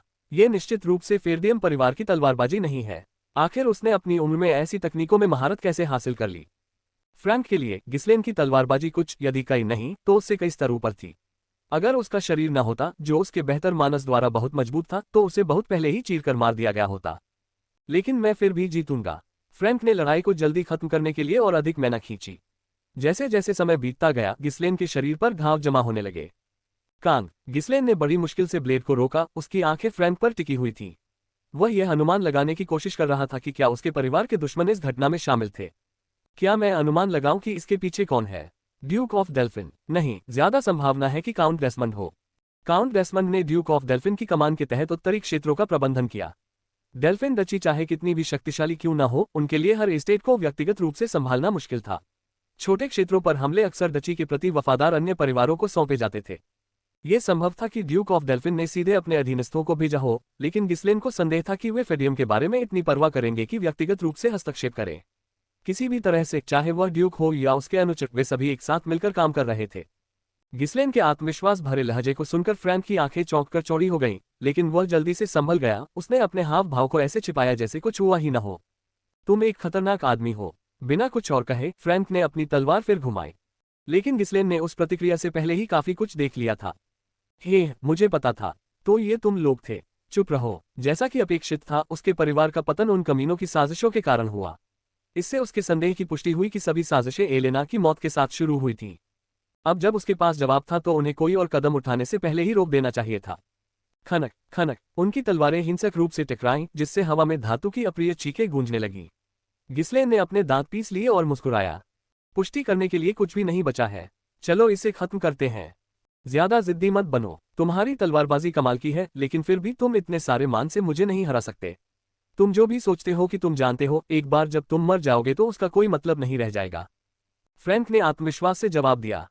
गिस्लेन को पहले ही कई चोटें लग चुकी थीं। अगर इसी तरह थोड़ा और समय बीतता तो गिस्लेन अपनी आखिरी सांसें ले लेती। गड़गड़ाहट। दोनों आदमी एक दूसरे को घूर रहे थे, अपनी तलवारों में पूरी ताकत से मन लगा रहे थे। गिस्लेन की तलवार धीरे धीरे पीछे धकेली जा रही थी। फ्रैंक को अपनी जीत का पूरा भरोसा था। यह उसी क्षण हुआ। लड़ाई अंत तक खत्म नहीं होती। क्या आपको ऐसा नहीं लगता? गिस्लेन की आंखें अचानक लाल हो गईं। फ्रैंक ने एक अशुभ पूर्वाभास को महसूस करते हुए गिस्लेन को पीछे धकेलने के लिए अपनी पूरी ताकत जुटाई। उस पल में वूंड गिस्लेन के अंदर एक दूसरा कोर घूमने लगा, जिससे मैना की धार बहने लगी। फ्रैंक के मैना से अतुलनीय एक चमकदार लाल रोशनी ने गिस्लेन की तलवार को घेर लिया। उफ! जैसे ही गिस्लेन की ताकत बढ़ी, फ्रैंक के मुंह से कराह निकल गई। यह क्या बकवास है? फ्रैंक अविश्वास में चिल्लाया। गिस्लेन ने धीरे से अपने प्रतिद्वंद्वी की तलवार को पीछे धकेल दिया। उसके चेहरे पर एक क्रूर मुस्कान फैल गई। आपने अपना जीवन पछतावे में बिताया, कभी नहीं जान पाए कि असली अपराधी कौन था। अगर आपको पता होता तो आप उन्हें ढूंढने और मारने के लिए कुछ भी कर सकते थे। क्या तुम मेरे सबसे बड़े पछतावे में से एक थे? फ्रैंक को समझ नहीं आया कि गिस्लेन क्या कह रही थी। हालांकि इससे कोई फर्क नहीं पड़ा। जैसे जैसे साल बीतते गए और वह बड़ा होता गया, ये याद कभी धुंधली नहीं हुई। हर बार जब वह एलेना की मौत के बारे में सोचता तो वह शराब में डूब जाता और पूरी रात जागता रहता। उसे हमेशा इसका अफसोस होता था, लेकिन अतीत ऐसी चीज थी जिसे वह कभी नहीं बदल सकता था। कानपुर हाउसवाइफ ने खोजा मेल स्टेमिना बढ़ाने का अचूक उपाय। कंगना रनौत के जीवन से जुड़ी एक अजीब बात। इस बार यह अलग है। अब जब वह अतीत में लौट आया था तो वह सारा दर्द और गुस्सा शुद्ध परमानंद में बदल गया था। वह अपने सभी बुरे सपनों के शुरुआती बिंदु को तोड़ने और अपना बदला लेने के विचार से अपनी खुशी को मुश्किल से रोक पाया। गिस्लेन ने अपना तीसरा कोर विस्फोट करते हुए हंसना शुरू कर दिया। धमाका! उसने अपनी क्षमता से कई गुना अधिक शक्तिशाली शक्ति का प्रयोग किया, जिससे फ्रैंक को लगातार पीछे खदेड़ा गया। उस भारी बल का सामना करने में असमर्थ फ्रैंक पीछे की ओर फेंका गया। यह क्या है? फ्रैंक ने तुरंत अपना रुख संभाला, लेकिन वह डर के मारे पीछे हट गया। चाहे कोई कितना भी मन निकाल ले, अपनी शक्ति को इस हद तक बढ़ाना असंभव है। ज्यादा से ज्यादा यह आपको आपकी सामान्य क्षमताओं से थोड़ा ज्यादा मजबूत बना देगा। लेकिन गिस्लेन जो शक्ति प्रदर्शित कर रही थी वह उस स्तर से कहीं अधिक थी। क्या वह शुरू से ही अपनी ताकत छिपा रहा था? नहीं, तो फिर उसने इतनी चोटें क्यों झेली? फ्रैंक असमंजस में पड़ गया और स्थिति को समझने में असमर्थ हो गया। गिस्लेन ने उस संक्षिप्त अवसर को नहीं छोड़ा। अपनी पूरी कोशिश करो। टकराना! गिस्लेन ने तुरंत दूरी कम कर ली और अपनी तलवार को जबरदस्त गति से घुमाया। झनकार! फ्रैंक ने बड़ी मुश्किल से हमले को रोका, लेकिन इससे पहले कि वह होश में आ पाता, दूसरा हमला हो गया। खड़खड़ाहट, खड़खड़ाहट, खड़खड़ाहट। गिस्लेन की तलवारों की लगातार बरसात बिना रुके होती रही। फ्रैंक के पास झुकने के अलावा कोई विकल्प नहीं था। वह उस आदमी से अभिभूत था जो अपनी तलवार को बेतहाशा घुमा रहा था। उसकी आंखों में लाल रोशनी चमक रही थी। यह असंभव है। अचानक उसे इतनी शक्ति कैसे मिल गई? अब गति, शक्ति और कौशल के मामले में फ्रैंक पूरी तरह से गिस्लेन से पराजित हो गया। धमाका! गिस्लेन ने तूफान की तरह अपना हमला जारी रखा और अपने प्रतिद्वंद्वी को पीछे खदेड़ दिया। गिस्लेन के पास इतनी ताकत ज्यादा समय तक नहीं टिक सकती थी, बस कुछ ही मिनट। उसे उस समय के भीतर लड़ाई खत्म करनी थी। झनकार! गिस्लेन की तलवार जबरदस्त बल के साथ फ्रैंक की तलवार पर गिर पड़ी। एक बार फिर फ्रैंक इसे रोकने में कामयाब रहा, लेकिन गिस्लेन नहीं रुकी। सिजल! गिस्लेन के शरीर से मैना तेजी से फूट पड़ी, जिससे एक ठोस आभा पैदा हो गई। फ्रैंक द्वारा दिए गए घावों से खून से लथपथ उसका शरीर लाल धुंध छोड़ने लगा। वह बिल्कुल लाल रीपर जैसा दिखता था। खड़खड़ाहट, खड़खड़ाहट, खड़खड़ाहट। उनकी तलवारें बार बार भयंकर रूप से टकराती रहीं। क्रंच! एक समय ऐसा आया जब फ्रैंक को एहसास हुआ कि उसकी तलवार में कुछ गड़बड़ है। लेकिन अगर उसने गिस्लेन के अगले हमले को नहीं रोका तो उसका सिर उड़ जाएगा। उसके पास कोई और विकल्प नहीं था। झनकार! जैसे ही उनकी तलवारें एक बार फिर टकराईं, दरार! फ्रैंक की तलवार अब गिस्लेन के हमले का सामना नहीं कर सकी और टूट गई। अपनी तलवार के बिखरे हुए टुकड़ों के बीच फ्रैंक अविश्वास में बुदबुदाया। ये कैसे हो सकता है? गिस्लेन ने उसकी नजरों से नजरें मिलाईं और बोली, ऐसा मत सोचो कि तुम इतनी आसानी से मर जाओगे। अध्याय 9, आपने गलत व्यक्ति के साथ गड़बड़ की तो। लड़ाई एक पल में खत्म हो गई। फ्रैंक गिस्लेन की शक्ति का सामना नहीं कर सका, क्योंकि उसने अपने तीनों कोर को विस्फोटित कर दिया था। ठनका! गिस्लेन की तलवार फ्रैंक की नाभि के ठीक नीचे स्थित कोर को छेद गई। ऊर्ग! फ्रैंक को अचानक महसूस हुआ कि उसका मनोबल क्षीण होने लगा है। तुम मुझे मत बताओ। जबकि कोर को नाभि के नीचे स्थित बताया गया था, यह कोई भौतिक वस्तु नहीं थी। ये केवल एक शब्द था जिसका उपयोग किसी स्थान में मैना संग्रह का वर्णन करने के लिए किया जाता था, जिससे इसे इकट्ठा करना आसान हो जाता था। इसलिए पेट में छेद करने से कोर नष्ट नहीं होगा। हालांकि इसे नष्ट करने के अन्य तरीके भी थे। ये सही है। मैं सबसे पहले तुम्हारा कोर नष्ट करने जा रहा हूं। गिस्लेन ने अपने मन में हेरफेर किया और उसे फ्रैंक के कोर से टकराया। उफ, आह! फ्रैंक डर के मारे चिल्लाया। क्या तुम पागल हो? किसी के कोर को नष्ट करने का मतलब था कि वह सारी ऊर्जा मिटा देना जिसे उसने अपना पूरा जीवन जमा करने में लगाया था। अगर गलत तरीके से किया जाए तो मैना फट सकता है, जिससे हमलावर और लक्ष्य दोनों ही खतरे में पड़ सकते हैं। यह एक खतरनाक तरीका था जिसका इस्तेमाल तब तक नहीं किया जाता था जब तक कि प्रतिद्वंद्वी को जीवित रखने के लिए यह बिल्कुल जरूरी न हो। मैना जितना मजबूत होता है, विस्फोट उतना ही बड़ा होता है, इसलिए इसे एक खास कौशल स्तर वाले लोगों के खिलाफ आजमाया भी नहीं जाता था। लेकिन गिस्लेन को इसकी जरा भी परवाह नहीं थी, वह पूरी तरह से अपने मन को नियंत्रित करने पर ध्यान केंद्रित कर रहा था। गड़गड़ाहट। फ्रैंक का मनोबल तेजी से क्षीण होने लगा। उफ, ये कैसा दरार। फ्रैंक के शरीर के भीतर गिस्लेन के मन के प्रचंड कंपन ने अंततः उसके मूल को पूरी तरह से तोड़ दिया। धप। जैसे ही गिस्लेन ने अपना मन वापस खींचा और अपनी तलवार निकाली, फ्रैंक असहाय होकर जमीन पर गिर पड़ा। आप कौन? आप हैं? फ्रैंक को इस बात पर यकीन नहीं हुआ। गिस्लेन की तलवारबाजी प्रभावशाली थी, लेकिन अगर उसके बारे में जानकारी गलत होती तो ये समझ में आता। लेकिन फ्रैंक के स्तर के तलवारबाज की जड़ को तोड़ना गिस्लेन की उम्र के किसी व्यक्ति के लिए असंभव था। फ्रैंक ने पहले कभी किसी को इतनी सटीकता से मैना को संभालते नहीं देखा था। गिस्लेन ने फ्रैंक के ऐंठते शरीर को जमीन पर छोड़ दिया और मुड़ गई। ओप्पा! एलेना ने गहरी सांस ली जब उसने गिस्लेन को अपनी ओर आते देखा। खून से लथपथ, लाल धुंध में लिपटा उसका शरीर एक भयावह छवि उत्पन्न कर रहा था, मानो वह कोई राक्षस देख रही हो। कैसे? ओप्पा के पास ऐसा हुनर कैसे हो सकता है? हालांकि एलेना ने तलवारबाजी का अभ्यास नहीं किया था, लेकिन वह कठोर उत्तर में शूरवीरों के बीच पली बड़ी थी। फ्रैंक उसके दृष्टिकोण से भी काफी कौशल वाला शूरवीर था। अगर वह अकेले ही जमाल और फिलिप को मार सकता था, तो इसका मतलब था कि वह अधिकांश साधारण शूरवीरों को आसानी से परास्त करने के लिए पर्याप्त शक्तिशाली था। फिर भी गिस्लेन ने उसे हरा दिया था। तो ये वास्तव में सच था कि ओप्पा ने उन ऑक्स को मार डाला। दरअसल कुछ दिन पहले ही फर्दियम महल में गिस्लेन की क्षमताओं को लेकर बहस छिड़ गई थी। स्कोवन और अधीनता दस्ते के सैनिकों ने अफवाह फैला दी थी कि गिस्लेन ने ऑक्स को मार दिया है। बेशक दूसरों ने स्कोवन पर हंसा और उसे झूठा कहा। गिस्लेन ने एलेना के प्रश्न का उत्तर नहीं दिया, केवल मुस्कुरा दी। थोड़ा आराम करो। क्या? उसी समय गिस्लेन ने धीरे से उसकी गर्दन को छुआ। पब फ्यूचर द्वारा विज्ञापन। ठनका। एलेना का शरीर एक कठपुतली की तरह ढह गया जिसकी डोरियां कट गई हो। खुद की कोई हिम्मत न होने के कारण वह विरोध नहीं कर सकी और यह भी नहीं समझ सकी कि गिस्लेन ने क्या किया है। फ्रैंक की ओर वापस चलने से पहले उसने एलेना को पास के एक परित्यक्त घर में सावधानीपूर्वक लिटा दिया। सबसे रोमांचकारी क्षण आ गया है। फ्रैंक ने भौहें सिकोड़ते हुए पूछा, तुमने मुझे क्यों जिंदा रहने दिया? तुम मुझे जितना चाहो उतना प्रताड़ित करो, लेकिन तुम्हें कुछ भी पता नहीं चलेगा। कितना मजेदार है। मुझे पहले से ही पता है कि इसके पीछे कौन है। मुझे आप जैसे किसी व्यक्ति से कुछ नहीं चाहिए। तो फिर मुझे जीवित क्यों रखा? गिस्लेन धीरे से घुटनों के बल बैठी और फ्रैंक की आंखों में देखने लगी। तुम्हारे कामों से यह स्पष्ट है कि तुमने बहुत से लोगों को मारा है। सामान्य लोग बिना कुछ महसूस किए दूसरों को ऐसे नहीं मार सकते जैसे वे मांस काट रहे हो। उद्धरण चिन्ह अल्पविराम उद्धरण चिन्ह। आप एक पेशेवर की तरह लगते हैं, इसलिए शायद आपको पता हो। कभी कभी भले ही इसकी कोई जरूरत न हो, यातना जरूरी होती है। हाँ, जैसे जब आपको अपने सीने में जमा हो रहे गुस्से को बाहर निकालने की जरूरत होती है। जैसे ही फ्रैंक ने ये शब्द सुने, उसने अपनी जीभ काटने की कोशिश की, लेकिन गिस्लेन ने उससे भी ज्यादा तेज काम किया। उसने फ्रैंक का जबड़ा पकड़ा और दूसरे हाथ से उसके कपड़े का एक टुकड़ा फाड़ा, उसे लपेटा और उसके मुंह में ठूंस दिया। मफ मफ, तुमने बिना किसी हिचकिचाहट के दूसरों को मार डाला, फिर भी तुम खुद पीड़ित होने से डरते हो। ये थोड़ा निराशाजनक है। टुकड़ा। गिस्लेन ने फ्रैंक की नसें काट दी जब वह इधर उधर भाग रहा था। फिर उसने चारों ओर पड़ी सारी तलवारें इकट्ठी कर ली। Snap crack. गिस्लेन ने तलवारों को तोड़ने के लिए मन का इस्तेमाल किया, टुकड़ों को बिल्कुल वैसा आकार दिया जैसा वह चाहता था। उसने दर्जनों नुकीले, दांतेदार टुकड़े बनाए जिनमें से प्रत्येक की मोटाई अलग अलग थी। गिस्लेन ने फ्रैंक के बगल में टुकड़े रख दिए। यकीन करना मुश्किल है, लेकिन मैंने खुद भी कई लोगों को मारा है। मैं यातना देने में भी काफी माहिर हो गया हूं। मैंने एक दिन अपने दुश्मनों पर इसका इस्तेमाल करने के लिए लगन से अभ्यास किया। गिस्लेन ने एक नुकीला टुकड़ा उठाया। फ्रैंक ने भय से भरी आंखों से उसे देखा। आप जानते हैं कि वे कैसे कहते हैं कि बदला लेना अर्थहीन है, लेकिन मुझे एहसास हुआ है कि लोग ऐसा तब कहते हैं जब वे पर्याप्त क्रोधित नहीं होते हैं। जब आपका सिर क्रोध से भरा होता है तो सफल बदला लेने से ज्यादा रोमांचक कुछ नहीं लगता। फ्रैंक को समझ में नहीं आया कि गिस्लेन क्या कह रही थी। उन्होंने अभी तक कुछ भी करने की कोशिश नहीं की थी, तो वह किस बदले की बात कर रहा था? और इसके अलावा ऐसा लग रहा था जैसे गिस्लेन को उनके अस्तित्व के बारे में शुरू से ही पता था। जवाब देने में असमर्थ फ्रैंक बस देखता रहा और गिस्लेन लगातार बड़बड़ाती रही। अतीत में वापस आना वाकई अच्छा लगता है, लेकिन मेरे अंदर की निराशा भरी यादें और गुस्सा अभी भी मौजूद है। यह शायद तभी खत्म होगा जब मैं आप सभी को मिटा दूंगा। हम कभी एक साथ नहीं रह सकते। फ्रैंक की आंखें भय से भरने लगीं।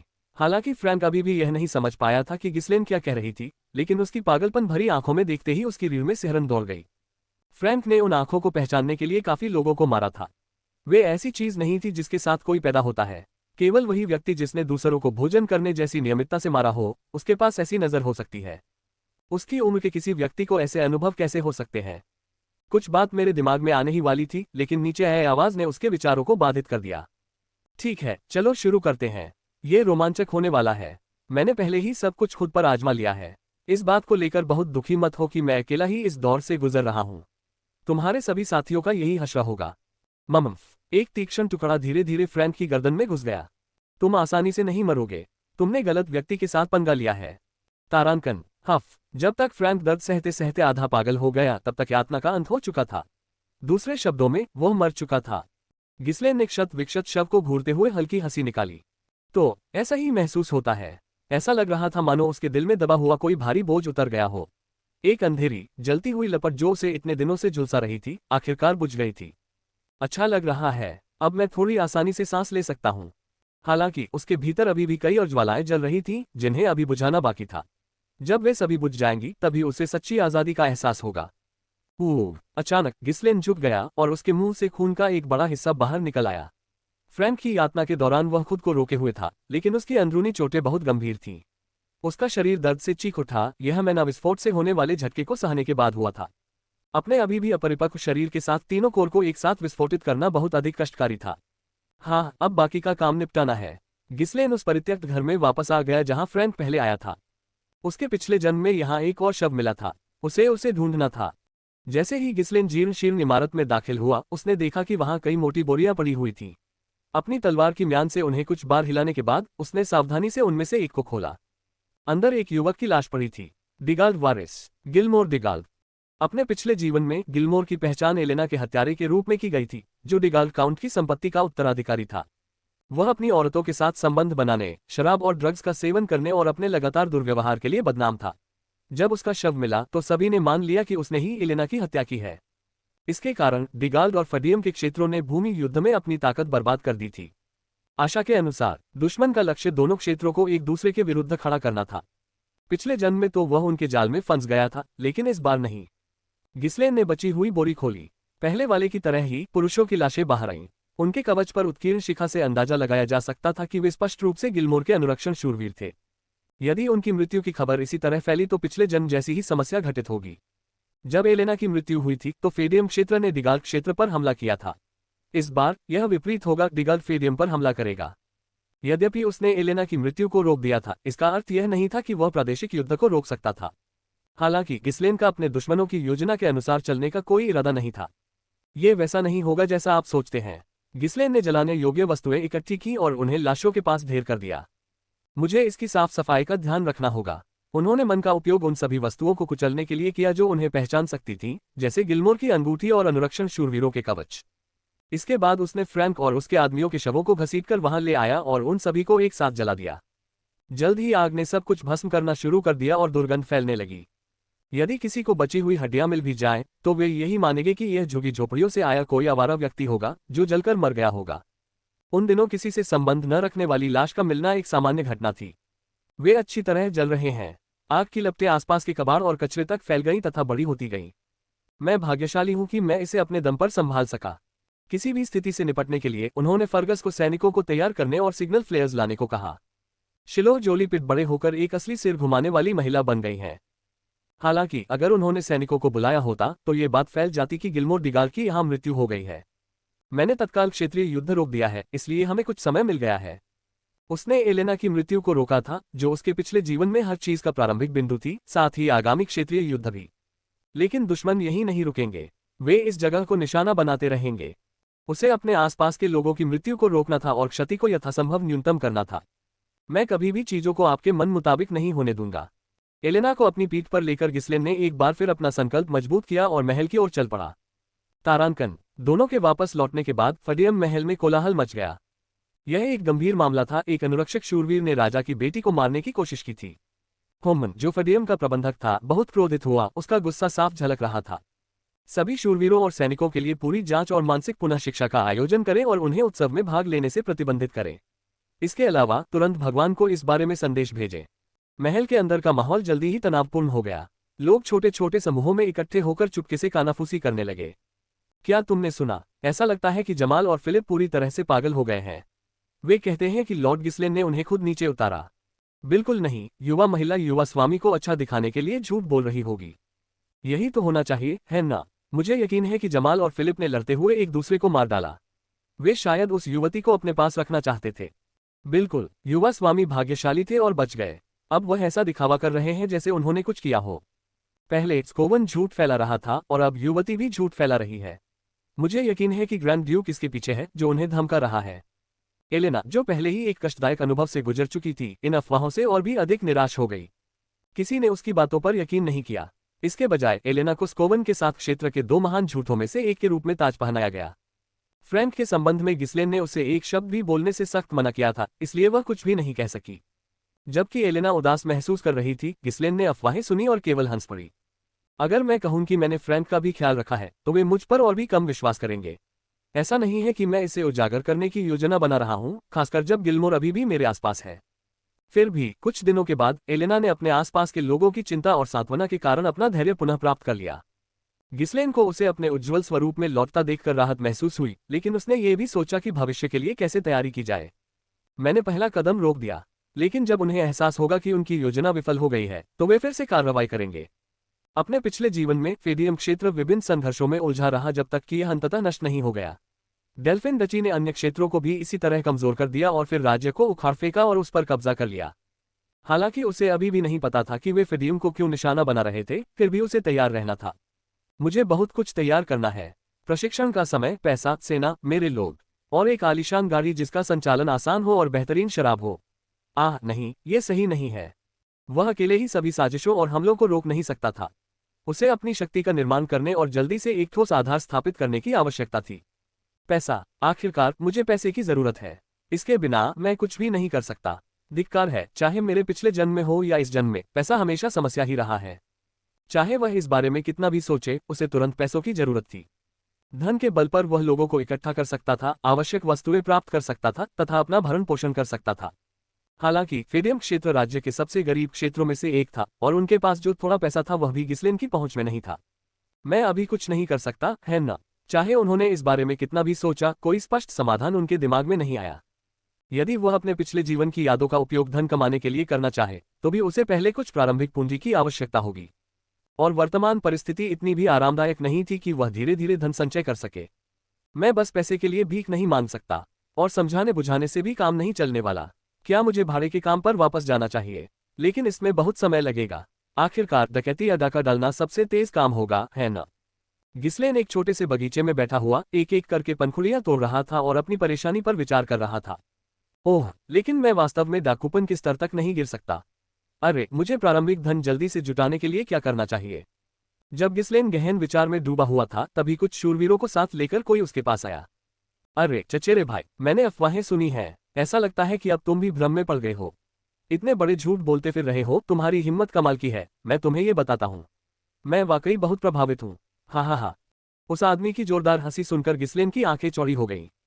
अध्याय 10, उसे मारो, उसे मत मारो, उसे मारो। एक केन रोग्स, गिस्लेन से 1 साल छोटा चचेरा भाई, फेर्डियम से थोड़ी दूरी पर स्थित रोग्स काउंटी का उत्तराधिकारी था। वह काफी बड़ा और मजबूत था, जिससे रोग्स क्षेत्र के लोगों को उससे बहुत उम्मीदें थीं। गिस्लेन के लिए केन उस समय उसका एकमात्र दोस्त था, और वह भी जिसने उसे सबसे ज्यादा परेशान किया। केन अक्सर फेर्डियम आया करता था, लेकिन चूंकि यह महोत्सव चल रहा था, इसलिए यह अपरिहार्य था कि यह लड़का, जिसे खेलना बहुत पसंद था, वहां आएगा। ठीक है, मैं उसके बारे में कैसे भूल सकता हूँ। केन की धूर्त मुस्कान को देखकर पुरानी यादें ताजा हो गईं। वे दोनों एक ही तरह के उपद्रवी थे, लेकिन उनकी प्रतिष्ठा थोड़ी अलग थी। केन घमंडी और हिंसक था, लेकिन लोग उसे नीची नजर से नहीं देखते थे। वह हमेशा इतना आत्मविश्वासी और साहसी था कि कुछ लोग उसके उत्साही स्वभाव की तारीफ भी करते थे। इसके विपरीत गिस्लेन के साथ हमेशा एक तुच्छ और हीन बालक जैसा व्यवहार किया जाता था। उसकी वजह से मुझे हमेशा अधिक आलोचना झेलनी पड़ी। केन ने अक्सर उसे अपमानित किया, हर मोड़ पर उसके गर्व को कुचला। उसके कारण गिस्लेन को कई शर्मनाक स्थितियों का सामना करना पड़ा। और यही इसका अंत नहीं था। यहाँ तक कि जब वे साथ में घूमते हैं, तब भी केन हमेशा गिस्लेन के साथ अपने अधीनस्थ की तरह व्यवहार करता है। उसे काम पर भेजना एक आम बात थी, और जब भी केन नशे में धुत होकर नियंत्रण खो देता, तो वह थोड़ी सी भी नाराजगी पर अपनी मुठ्ठियां लहराने लगता। गिस्लेन को जितना अधिक अपमान सहना पड़ता, उसका गुस्सा उतना ही बढ़ता जाता और वह इसे एस्टेट के लोगों को परेशान करके या दुर्घटनाएं करके निकालता। हाँ, इसके बारे में सोचना ही शर्मनाक है। गिस्लेन ने अपना माथा रगड़ते हुए खुद को नीचा दिखाने वाली हंसी निकाली। उस समय वह केन के खिलाफ नहीं जा सकता था, इसलिए उसने अपना गुस्सा कहीं और निकाला। बाहर वह आवाज करने से बहुत डरता था, लेकिन एस्टेट के अंदर वह आदेश देता और सख्त व्यवहार करता, जिससे उसे रूम टायरेंट या रूम स्वॉर्डमास्टर जैसे उपनाम मिले। उफ, मैं ऐसा क्यों था? नीचे झुककर गिस्लेन ने उन दिनों की याद ताजा की, एक एक करके फूल की पंखुड़ियां तोड़ी। केन ने उसे देखकर भौहें सिकोड़ी। क्या बकवास है, तुमने मेरी बात नहीं सुनी। चर्चा है कि तुम पूरी तरह से पागल हो गए हो, और ऐसा लगता है कि वे सही थे, केन ने व्यंग्य किया। गिस्लेन खड़ा हुआ, अपनी पैंट से धूल झाड़ते हुए, और उसे खाली आंखों से देखता रहा। केन हैरान भाव से उसके पास आया और फुसफुसाया, क्या तुमने वह तैयार नहीं किया जो मैंने तुम्हें करने को कहा था? मैं यहाँ कुछ मौज मस्ती करने आया था, लेकिन तुम आज अजीब व्यवहार कर रहे हो। क्या तुमने खुद कुछ लिया या क्या? तैयारी। केन के शब्द सुनकर गिस्लेन को अंततः याद आया और उसने सिर हिला दिया। हाँ, केन जब भी आता था तो वह हमेशा गिस्लेन को शराब और औरतें तैयार करने का आदेश देता था। ऐसा इसलिए किया जाता था ताकि वे साथ में मौज मस्ती कर सकें, लेकिन ये किस तरह की दोस्ती थी? केन के लिए गिस्लेन शोषण करने के लिए एक आसान लक्ष्य थी। केन ने गिस्लेन के गाल पर थपथपाया और कहा, हाँ चलो पीते हैं और कुछ समय में पहली बार मस्ती करते हैं। आखिरकार हम इस मामले में वाकई एक दूसरे से मिलते हैं, है ना? सच्ची दोस्ती इसी में है। दूसरे शब्दों में उसका इरादा घूम घूम कर लोगों को परेशान करना था। केन भी गिस्लेन की तरह ही घमंडी था और उसने बहुत सारी परेशानियां पैदा की थीं। नौकरानियों को परेशान करना एक आम बात थी और वह बिना किसी कारण के सैनिकों को पीटने के लिए भी कुख्यात था। चूंकि फेरडियम का काउंट लगभग हमेशा अभियानों पर बाहर रहता था, इसलिए केन रिश्तेदार होने का दिखावा करके फेरडियम महल में स्वतंत्र रूप से घूमता था। गिस्लेन क्षेत्र का उत्तराधिकारी, व्यावहारिक रूप से उसका अधीनस्थ था, इसलिए उसे रोकने के लिए कुछ भी नहीं था।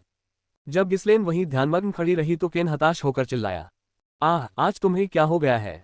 तुम इतनी धीमी प्रतिक्रिया क्यों कर रहे हो? उद्धरण चिन्ह अल्पविराम अल्पविराम डॉट उद्धरण चिन्ह। अरे तुम जवाब नहीं दोगे? क्या अचानक तुम्हारा दिमाग खराब हो गया है? क्या तुमने कुछ खराब खा लिया है? उद्धरण चिन्ह अल्पविराम अल्पविराम डॉट उद्धरण चिन्ह।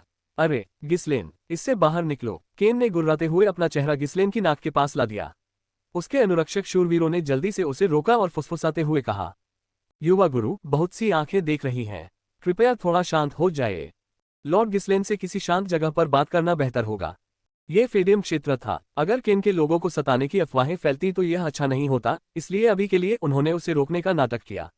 हमेशा एक और सुनसान जगह होती थी जहां वह बाद में अपना गुस्सा निकाल सकता था। शूरवीरों ने अपने असली इरादों को छिपाने की भी जहमत नहीं उठाई। काफी समय बाद पहली बार ऐसी हास्यास्पद स्थिति का अनुभव करते हुए गिस्लेन ने असमंजस में अपनी आंखें घुमाई। मुझे क्या करना चाहिए? उसके साथ झगड़ा करने वाले एक बदमाश को कुचलना उचित नहीं था। इसके अलावा उसे भाड़े के सैनिकों के राजा के रूप में कुछ गरिमा बनाए रखे हुए काफी समय हो गया था, इसलिए इस तरह के बदमाश से व्यक्तिगत रूप से निपटना उसके लिए कुछ हद तक नीचा लगा। बहुत समय हो गया था जब किसी ने उसे चुनौती देने की हिम्मत की थी, और अगर उन्होंने ऐसा किया भी तो उसके अधीनस्थ आमतौर पर इसका ख्याल रखते थे। मुझे जल्द ही एक योग्य अधीनस्थ चुनना होगा। यद्यपि हर छोटी मोटी उकसावे का जवाब देना शर्मनाक था, लेकिन इसे नजरअंदाज करने से भाड़े के सैनिकों के राजा के रूप में उनकी गरिमा को भी ठेस पहुंचती।